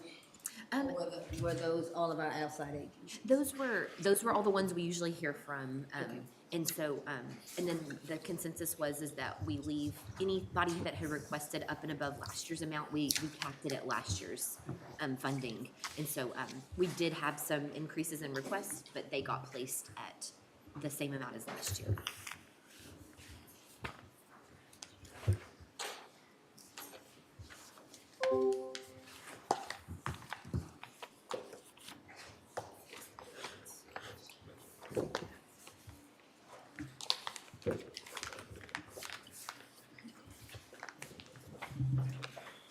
Okay, anything else? I think we're good. Okay, so we are posted for next Thursday, This Thursday? this Thursday, This Thursday at what, 9 a.m.? 9 a.m. And that's to set, So we'll have the budget and almost say like, hey, this is the budget that we are going to file today. We can continue if you have any other thoughts before then, or if we have some more information. We can have further discussions for as long as y'all want to that day. But then ultimately, you will vote on the proposed tax rate that day. that day. Yes, sir. And before then, we should have the NNR Yes, from we'll our have to have PSC. that, yes, certified. So, yes. Will you put that in the, or will you notify us also that it's in there? I will.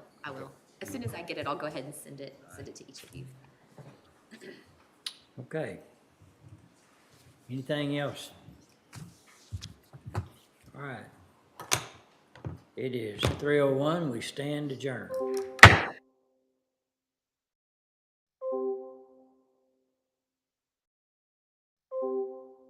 Recording stopped.